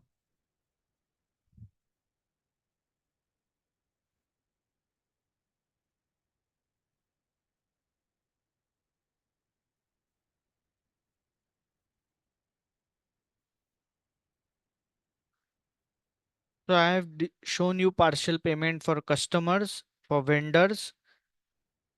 You can you should practice for uh, vendors also. So now we will see the next method, that is residual payment. Here, what happens that if the amount, we'll take the same example, if the amount is of 1000, you received a partial payment of 900. So what happens in case of residual payment, system will clear both the documents. Okay, that is the, so if we say this is the document 1, this is document 2, what happens, system clears both the document. Okay, this will also show as 1000, this is 1000, but what happens, system will clear, create another open item with balance amount, that is 100, with the document number 2. Okay, so in this case, system will show you the open item for only that amount which is a differential amount. This is what happened in residual payment method. So now we will understand this practically.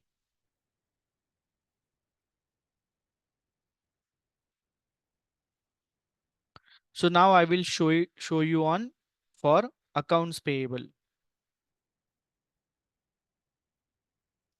And again, while you post a residual payment, you have to remove the cash discount if the cash discount is calculated by the system, if that particular invoice is for is eligible for cash discount, then you have to remove that cash discount, because partial payment itself a payment term. So a single invoice cannot be adjusted with two payment terms.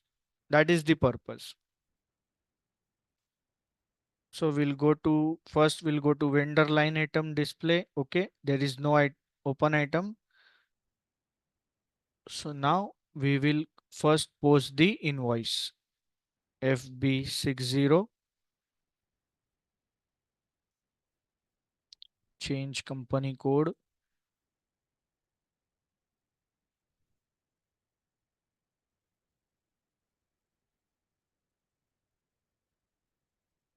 select the supplier,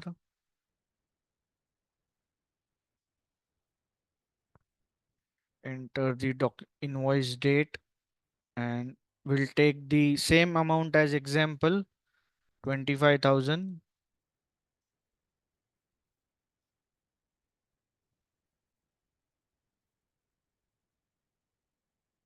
Purchase account,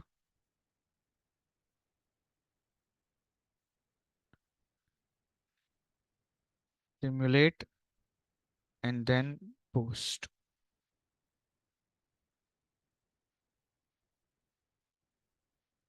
So vendor line item display list, refresh. So we have an open item of 25,000. So now we will post the outgoing payment through residual payment method. So to post the outgoing payment, transaction code is F-53. Enter the document date, then select bank account. Now here I will post the outgoing payment as 18,000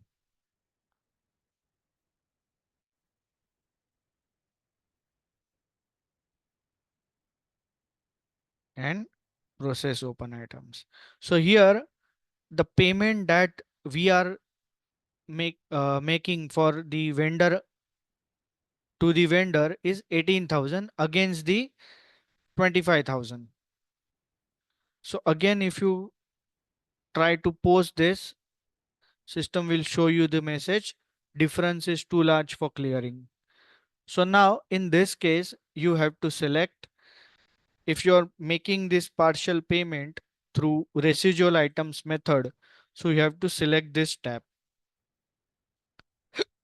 It is similar scenario that we have seen during the uh, partial payment method. We have to double click on this column, residual items. So double click, then it will show you the differential amount in the residual items column after adjusting the 18,000 against the posted amount. Okay. And now if you post this transaction, then you have to correct the mark line items. Double click on this highlighted item. It will asking you a text. So you can select here as balance amount payable. Again, go to column document overview and click on post. The document 1703 was posted. So go to vendor line item display. Now pay attention what happens over here. List, refresh. So this is the original invoice 25,1903. This is the document of partial payment 18,000. Both the documents were cleared, and the balance amount, a new open item is created with the balance amount with the document number of partial payment document. And since if you see a document type is KZ as open item, it will create a confusion why a payment document is displayed as open item. For that reason, you have to enter this text, balance amount payable. And if you want to check why it is displayed like this, so if you double click on this document 1703, it will show you that 25,000 is adjusted. And if you go to additional data,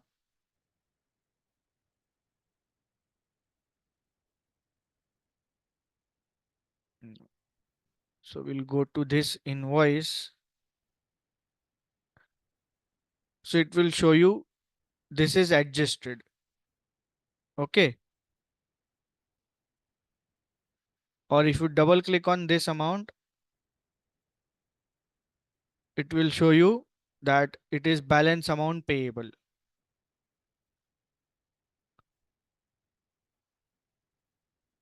So this is what happens in residual amount. So with this corresponding documents, you can understand why this is termed as balance amount payable. So when you post a balance payment document that is for 7,000,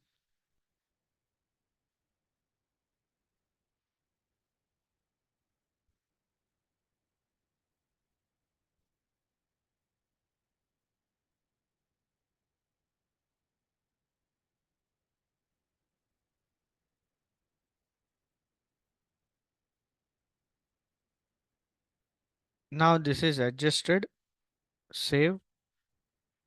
Document is 1704, vendor line item display list, refresh.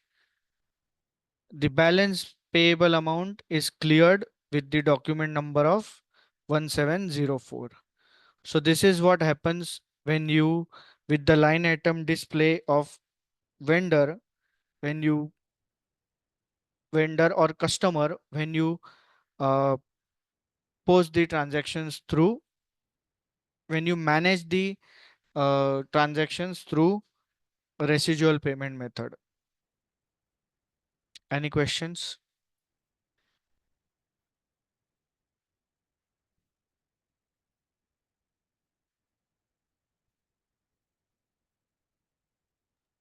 No, sir. Sir, Okay. I have a question. Yes. It is not exactly related to the residual payment, but in general, here we have the clearing document number and the document number. And this Hmm. clearing document number will be based on the document number, right? For example, 3, we have 18,000, and for again, we have the clearance of 18,000, and 3 is the clearing document number. Similarly, for Yes. 1702, 1703, 1704, we have the posting as well as the clearance. So 1702, 03, 04 are captured. Whereas Yes. 1701 and 1901 is posting and the clearance. Yes. But here the clearing document number is showing as 3 again. So what is the question? Is my question is clear? Okay. You are saying that the other documents from 17190 they have a different clearing document numbers, and document Yes, number 1901 and 1701 have a clearing document number of 3. Okay. 3, which is Yes, SD. Correct. Yes. because this document is cleared with the clearing type account clearing, and in account Oh, clearing okay. the additional Mm, documents were created. System will post o- additional clear documents as clearing documents, and Okay. balance documents are cleared with the method post with clearing. Okay. Okay. Okay, the regular in your organization also, the payments that being posted regularly are Yeah. called post with clearing method. Okay. So you will have an exact document against which that particular open invoice is cleared. Okay. Okay, that is the reason there is a difference between the clearing document numbers. Okay, got it. Got it? Yeah. Got Okay. So w- which methods to adopt to clear the partial payment, whether partial payment or residual payment? That totally depends on the client, how he wants to manage the line item display, whether he wants to display both the documents as open items, that is invoice and partial payment, then he will opt for partial payment method. If he wants that he wants to reduce the line items in the line item display, when he want to display only the open items, then he will adopt the residual payment method, where only the differential amount will be displayed as open item. So it totally depends on client which method he wants to adopt. Clear? yes. Yeah. Okay. So you can practice this on both, that is customer and vendors. So next is post with clearing, distribute differences or charge off differences. So another way you can adjust the differences is like, if there is a bank charges, so you have to select the bank charges, you have to post that transaction to the bank charges. There is a customization that we will discuss in later. In case of bank charges, how system will automatically post these differences to bank charges. Then charge of differences means if you want to write off some amount during the account clearing, that you want to clear that uh, business partner's account with the adjustment amount, then you can charge that difference to a particular document amount, a GL account, that is write off or adjustment amount, whatever the name that your client wants to prefer, how he wants to maintain his financial statements, the ledger accounts, he will uh, give you the information and accordingly you have to configure.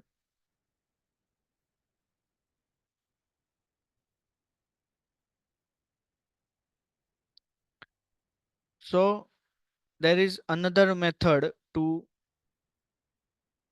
clear the invoice and credit memo, clear the credit memo against the invoice in the customer or vendor account. It is called automatic clearing program. Here you have to maintain certain parameters and you have to configure some automations, so that when you display, when you in the parameters, when you run this automatic clearing program and you specify some parameters for customer or vendor account, system will automatically detects the uh, corresponding uh, invoice and credit memo against that invoice, and you can clear this the customer or vendor accounts for multiple vendors and customers at a single time, at a single in a single program. The first method that we have checked, that is account clearing, that is used for manual clearing, when you have to clear uh, every individual customer or vendor account.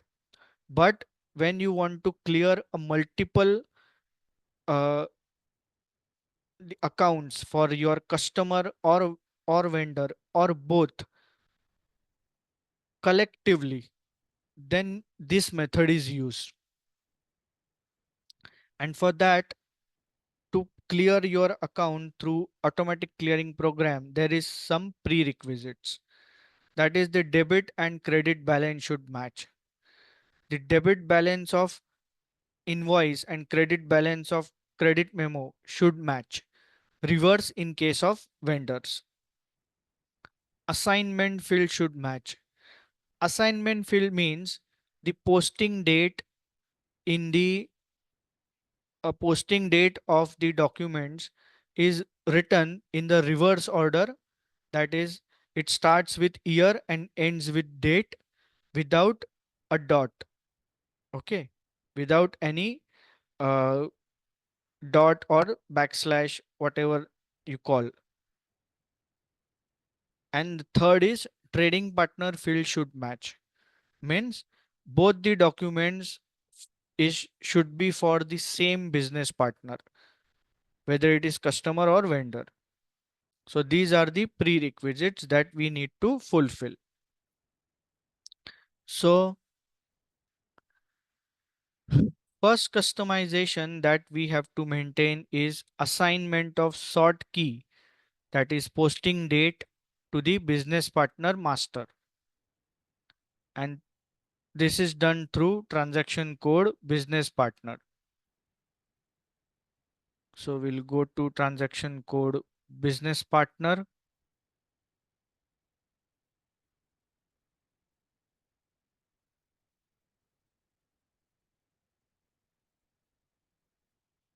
To edit the business partner customer or vendor data, you have to select find business partner by customer number. Select this. You have to select the search the customer number by company code. Then start. Select this business partner.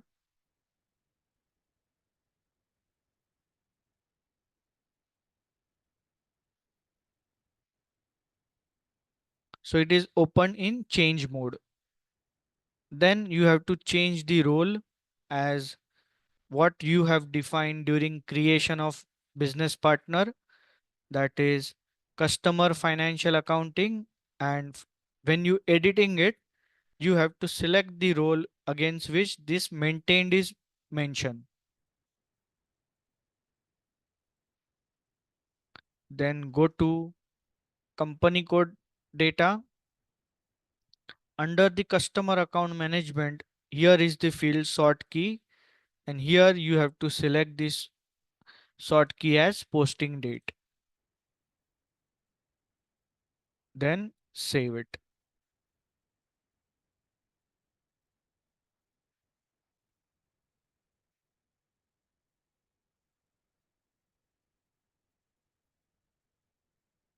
The data has been saved. Exit. We are doing, we have to do the customizations for to fulfill this prerequisite.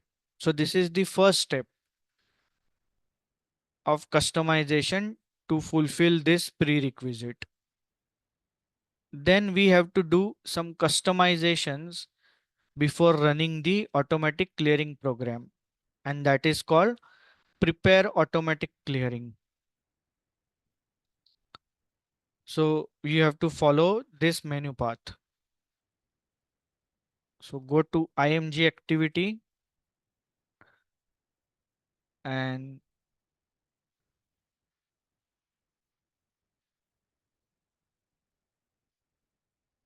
display IMG, financial accounting, then accounts receivable, accounts payable, business transactions, open item clearing, prepare automatic clearing. Execute this. Here some rules are defined for the customer and vendor. So first we will define this rule and then I will explain each and every column. So D is for customer. So this rule is for customer account. So select this, then click on copy, enter your chart of account, press enter. Then for vendor, select for account key for vendor account is K. Again select this, copy, enter your chart of account and press enter. So what exactly we have defined? So we'll discuss in case of vendor. So a customer. So here the first parameter is the account, the document number of both the documents, customer invoice and customer credit memo. It should be within this number range. This is the lowest number in the document number range, and this is the highest number in the document number range that is allowed in SAP. Then the first criteria, that is ZUONR. It is the technical name for, if you go search, find and type this technical name ZUONR, it will show the field name as assignment. So it is the first criteria that system will check, is for the assignment field should match. It is the first rule that we have set. We are going to set. The criteria one is assignment. The technical name is ZUONR and its meaning is assignment. So first system will check whether the assignment field is matching. Then VBUND, criteria number 2. Execute, select this, go to find, enter the technical name VBUND.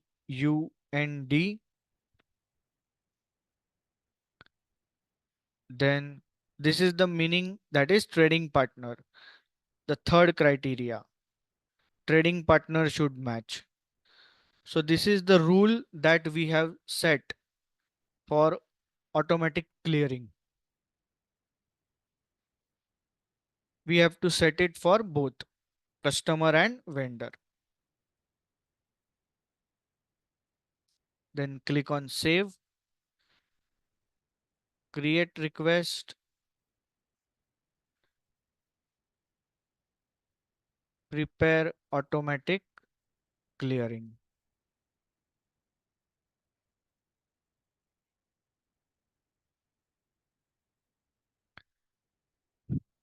Any questions still here?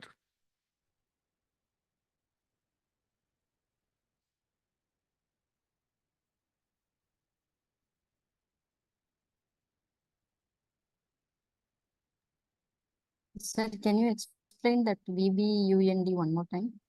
Okay. If you select this search, go to find and go to enter this technical name VBUND. Its description is trading partner number should match.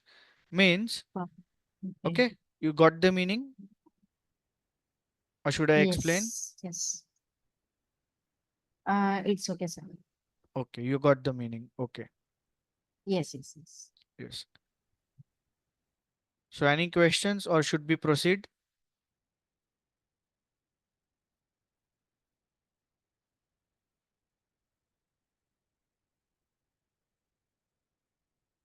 Okay.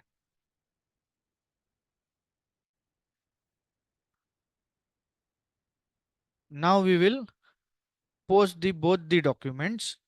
I'll show you for customer.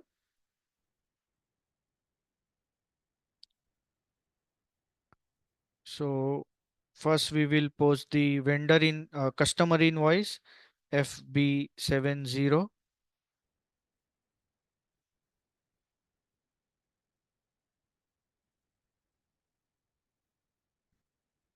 I'll post it on 11th of October.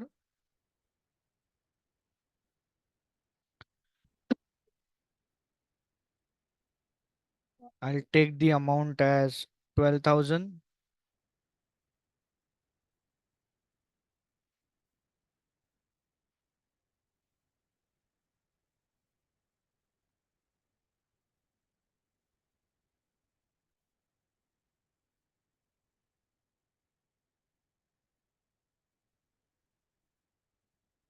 Simulate and save. Post. The document is posted. So now I will post a credit memo FB75,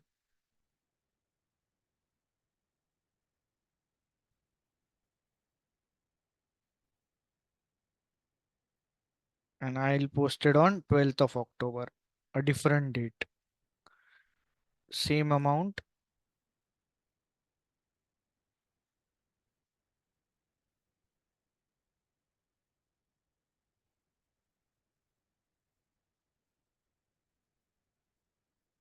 simulate and post.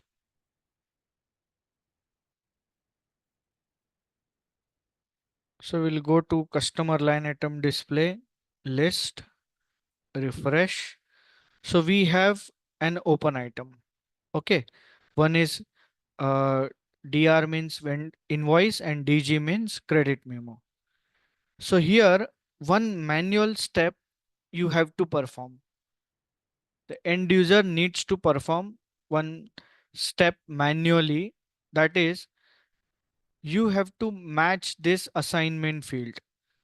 Here you will see the document date is 11th October 2024. It is entered in a reverse order and there is no dots in it. Same for credit memo. So we have to change this assignment field for invoice. So double click on it, go to change, and here you can change the number to 12. During interview, you will be asked which fields in a posted document can be changed.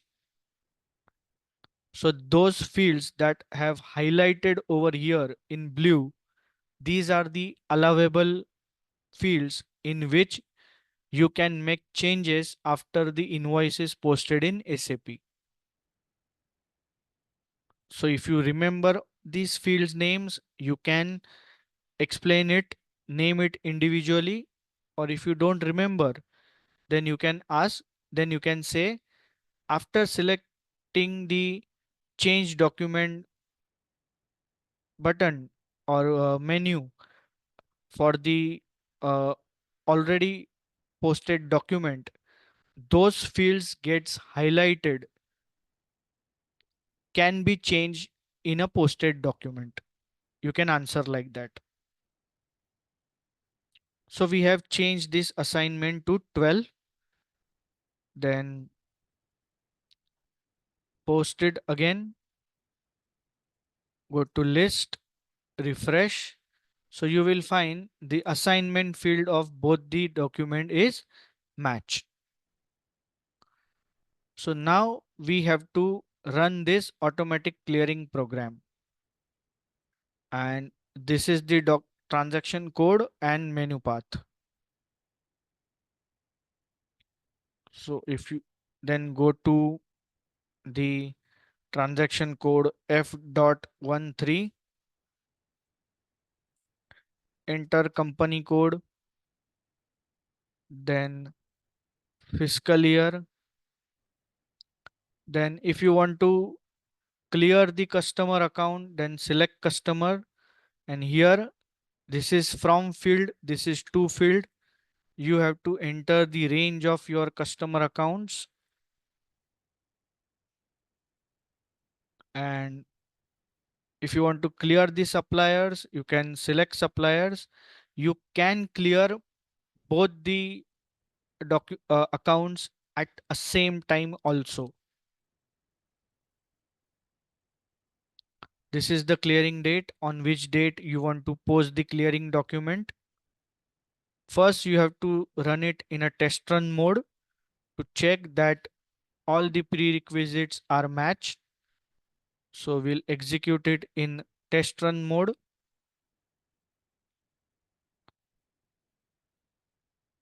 If you scroll down, first you have to check the error log. No errors were logged during clearing test run. The assignment field is matched.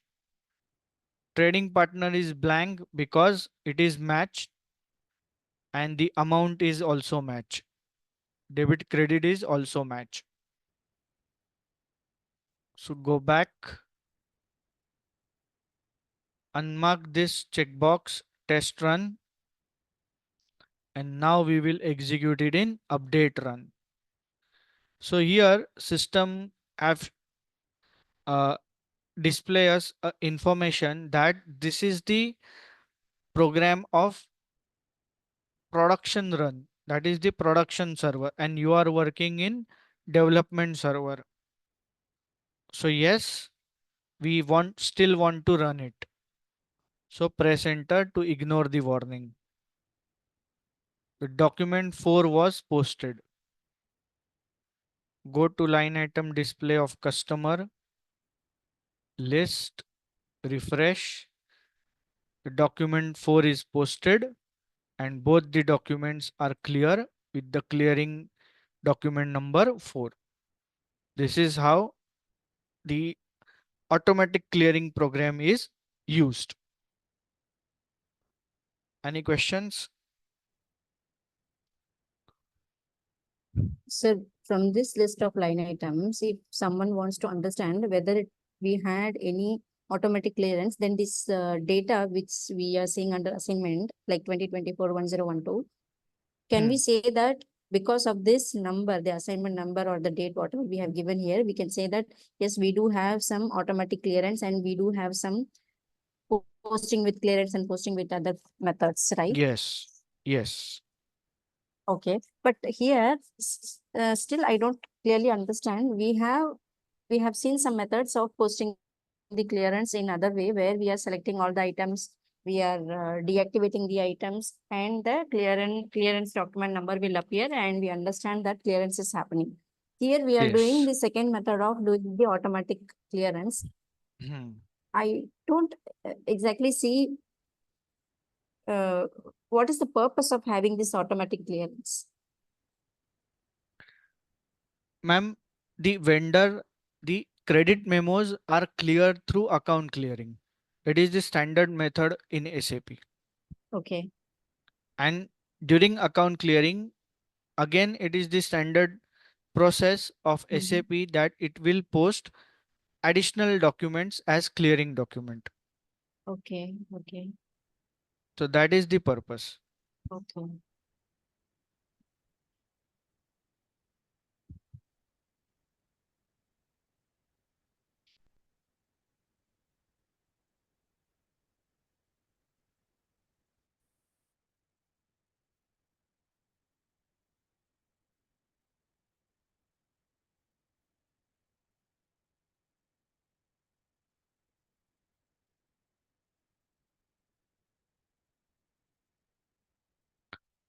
So again, whether to use a manual clearing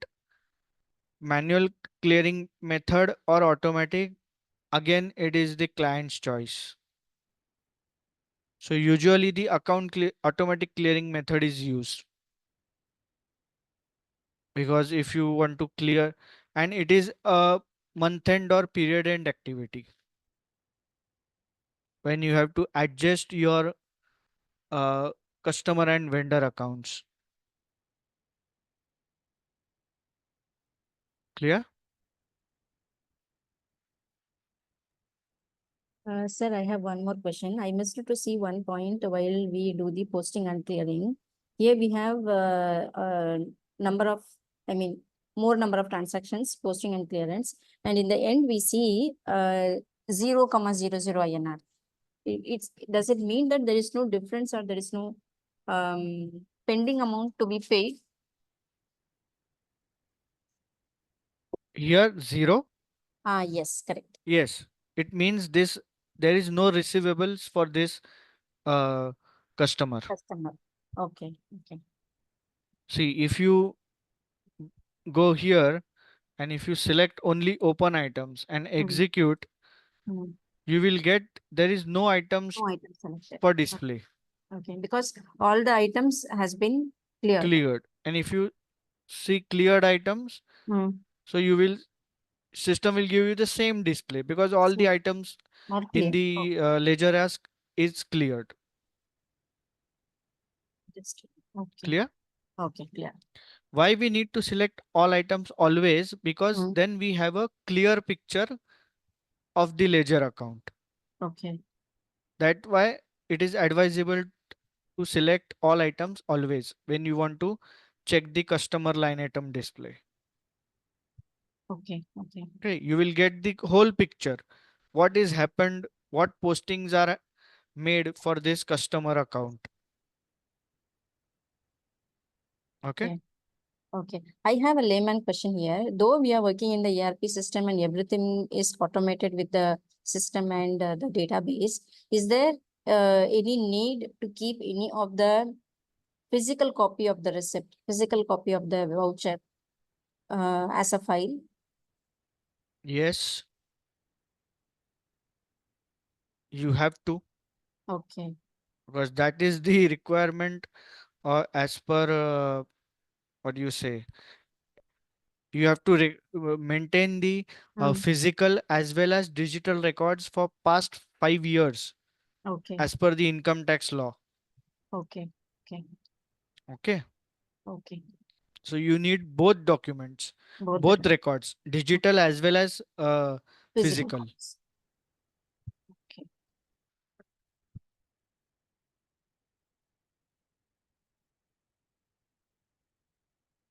So now we'll discuss about the testing tolerance limits, payment difference. So what happens when an amount is received or paid lesser than the uh, invoice amount and it it is within the permitted payment differences that we have defined in SAP, then how the transactions are posted. So demonstrate that first we'll understand with one example. So suppose we have defined the permitted payment difference as 15 rupees or 1% of invoice, whichever is less. Means with this tolerance, system will accept the payment difference which is more than or lesser than the invoice amount if it is a 15 rupees or 1% out of this whichever is lower. Suppose the invoice amount is 1000 rupees. So as per this tolerance permitted payment difference for employee, 15 on 1% of 1000 whichever is less. So 15 and or 10% of 1000 whichever is less. So out of this 10 is less. So system will accept the payment difference up to rupees 10. So with this system will accept the payment if the invoice amount is 1000. So with this tolerance that the payment difference that we have set, according to this, if the lesser amount is 10, then system will accept the 990 if the payment is received 10 rupees less, and 1010 if the payment is received by more than 10 rupees. Only system will accept up to maximum rupees of 10. System will accept the permitted payment difference. If it is 11 rupees, then it will not accept. Okay. This is in case of if you want to clear the GL account. So to clear the customer or vendor account, vendor invoice and payment against it, we have set a different parameters. It says 25 rupees or 2% of the invoice amount, whichever is less. So if we take the same example, then the 25 or 20, that is 2% of 1000, out of this 20 is less. So according to these parameters, system will accept the balance difference, payment difference as 20. But what really happens is that this, in case of general ledger clearing, system will only consider this tolerance limit. But when you are clearing the customer or vendor invoice, system will consider both the tolerances. And out of these both the tolerances, according to the employee tolerance, rupees 10 is less. According to the customer or vendor tolerance, 20 is less. So system will accept the least amount out of both the uh, parameters. So in this case, the 10 is less. So in case of customer or vendor, system will accept the payment difference maximum up to 10 rupees. Any questions?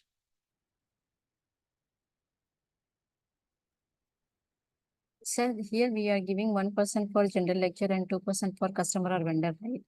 This Yes. 1% and 2% is defined by the client, is it? Yes, it is defined by client. Okay, so it is defined by client 1% for general lecture and 2% for customer or vendor. Again, after taking these two entries, system will take the lesser amount of against these three, right? Yes, against system will scan both the parameters. Both the parameters. And out of that, after scanning both the parameters, whatever is the least amount, that is system will accept as the maximum amount acceptable as payment difference. Okay. Clear? Clear. Okay.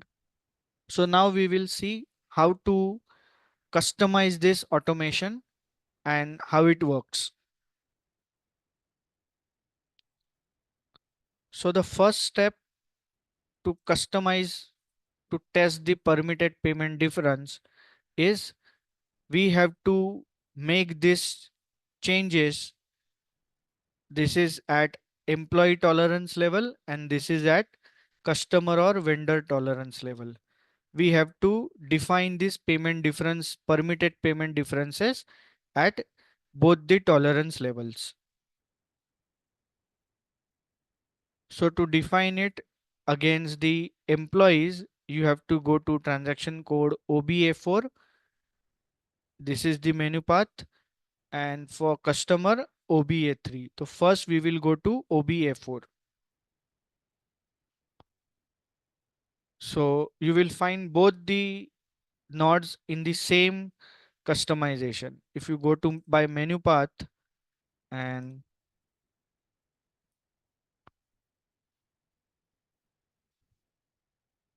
display IMG, financial accounting, then accounts receivable and payable, business transactions, then open item clearing, clearing differences, defined tolerance for customer or suppliers. So first we will go to this. Transaction code is OBA3. Go to position, search for the tolerance group for customer or vendor that you have created for your company code. Double click on the entry and here under the payment permitted payment differences, we will define 25 and 2% for revenue and 25 and 2% for loss.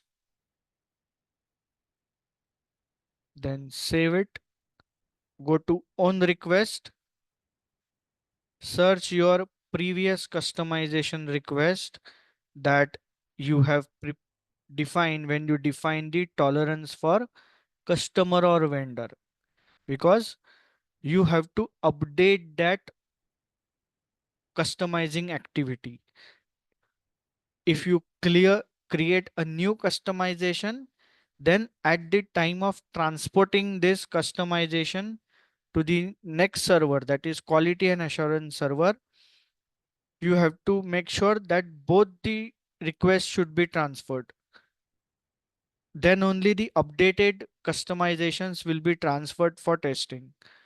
So to avoid that confusion or that human error, it is advisable when you make a changes to an existing customization, you should update the existing you should update the sorry you should update the previous customization request for that customization. So this is our request. Define tolerance for customer or vendor, choose it, select choose, and then continue. Then go back, then go to define tolerance groups for employees, go to position, find tolerance by your company code, double click on it, and here under permitted payment difference we will define it as 15, 1%, 15, 1%, and save it. Go to on request, and now you have to find your customization request.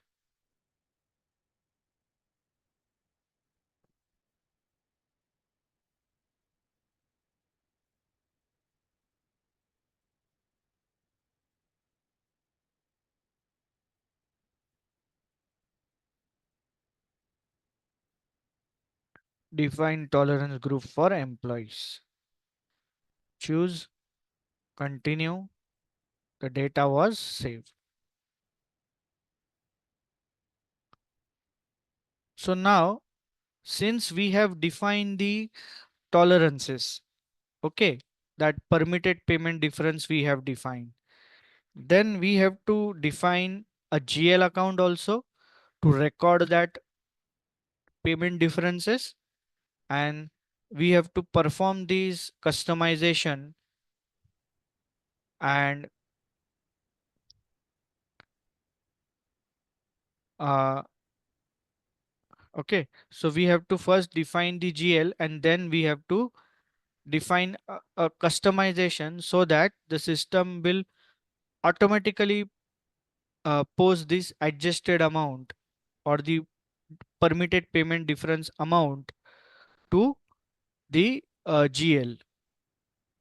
So to record the payment difference, we will create a GL called over and under payment, and these are the properties. So we'll go to SAP and Sir, one second. yes, Can you show the menu path of OBA4? OBA4. A4. Ah, okay. One second. It is the same that we have seen when I have customized. Okay, okay. Thank you, Okay. sir. Got it. Only the last node is different. Correct. The Till last part. clearing difference, it is same Same. for both Okay. employee and customer and suppliers. Okay. Yes, sir. We can. Yes. Go to FS00. Then under expense, we will create it as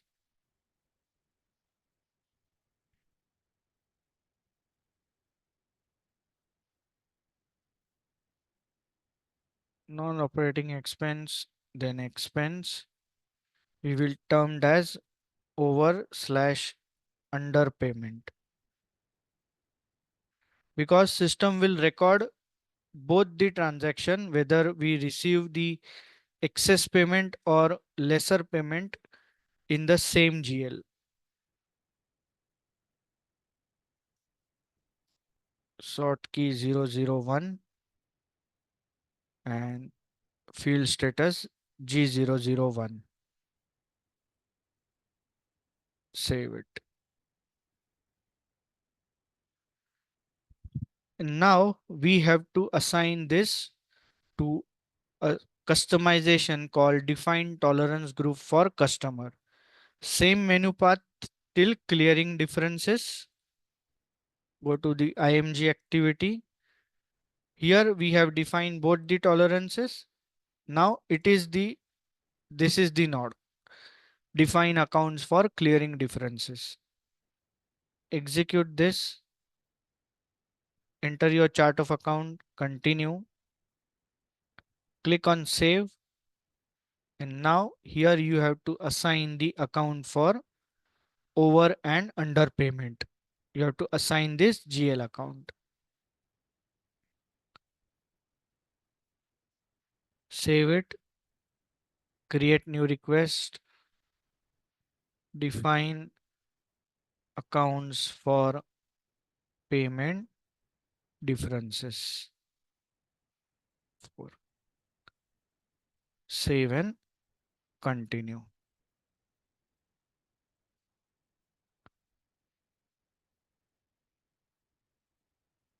So now we will test it. So we'll test it on vendor. So yes, we did have a vendor account display now.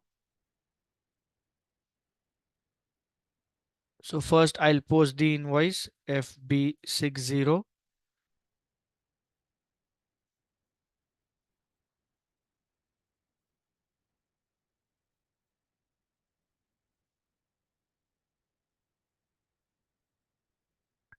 Invoice date.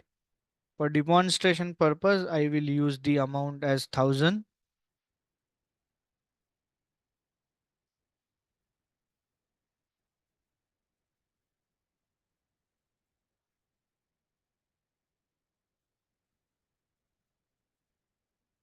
Simulate and then post.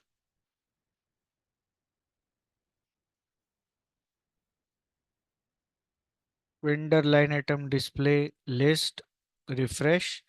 So we have an amount for open item for 1000.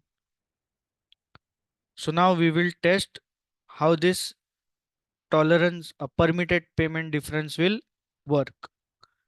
So we'll go to post the transaction code F-53 to post the outgoing payment.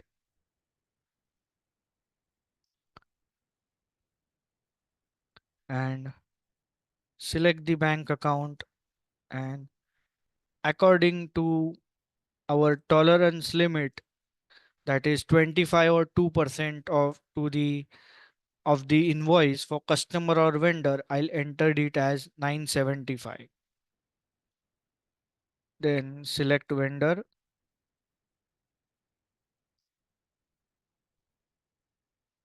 and select process open items. So there is a difference of 25 rupees. So if you try to post, the difference is too large for clearing. Then select this button document overview, double click on this bank line item, and now I will change it to 980. Select process open items, post. It is still not allowing to clear. Call up document overview, double click on it. Now I will enter it as 985 because 15 rupees is the limit for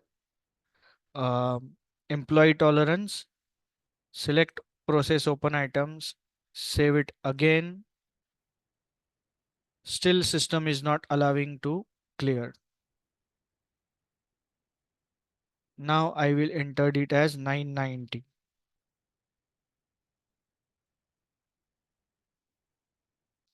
Process open items, and now I will try to post it. The document was posted.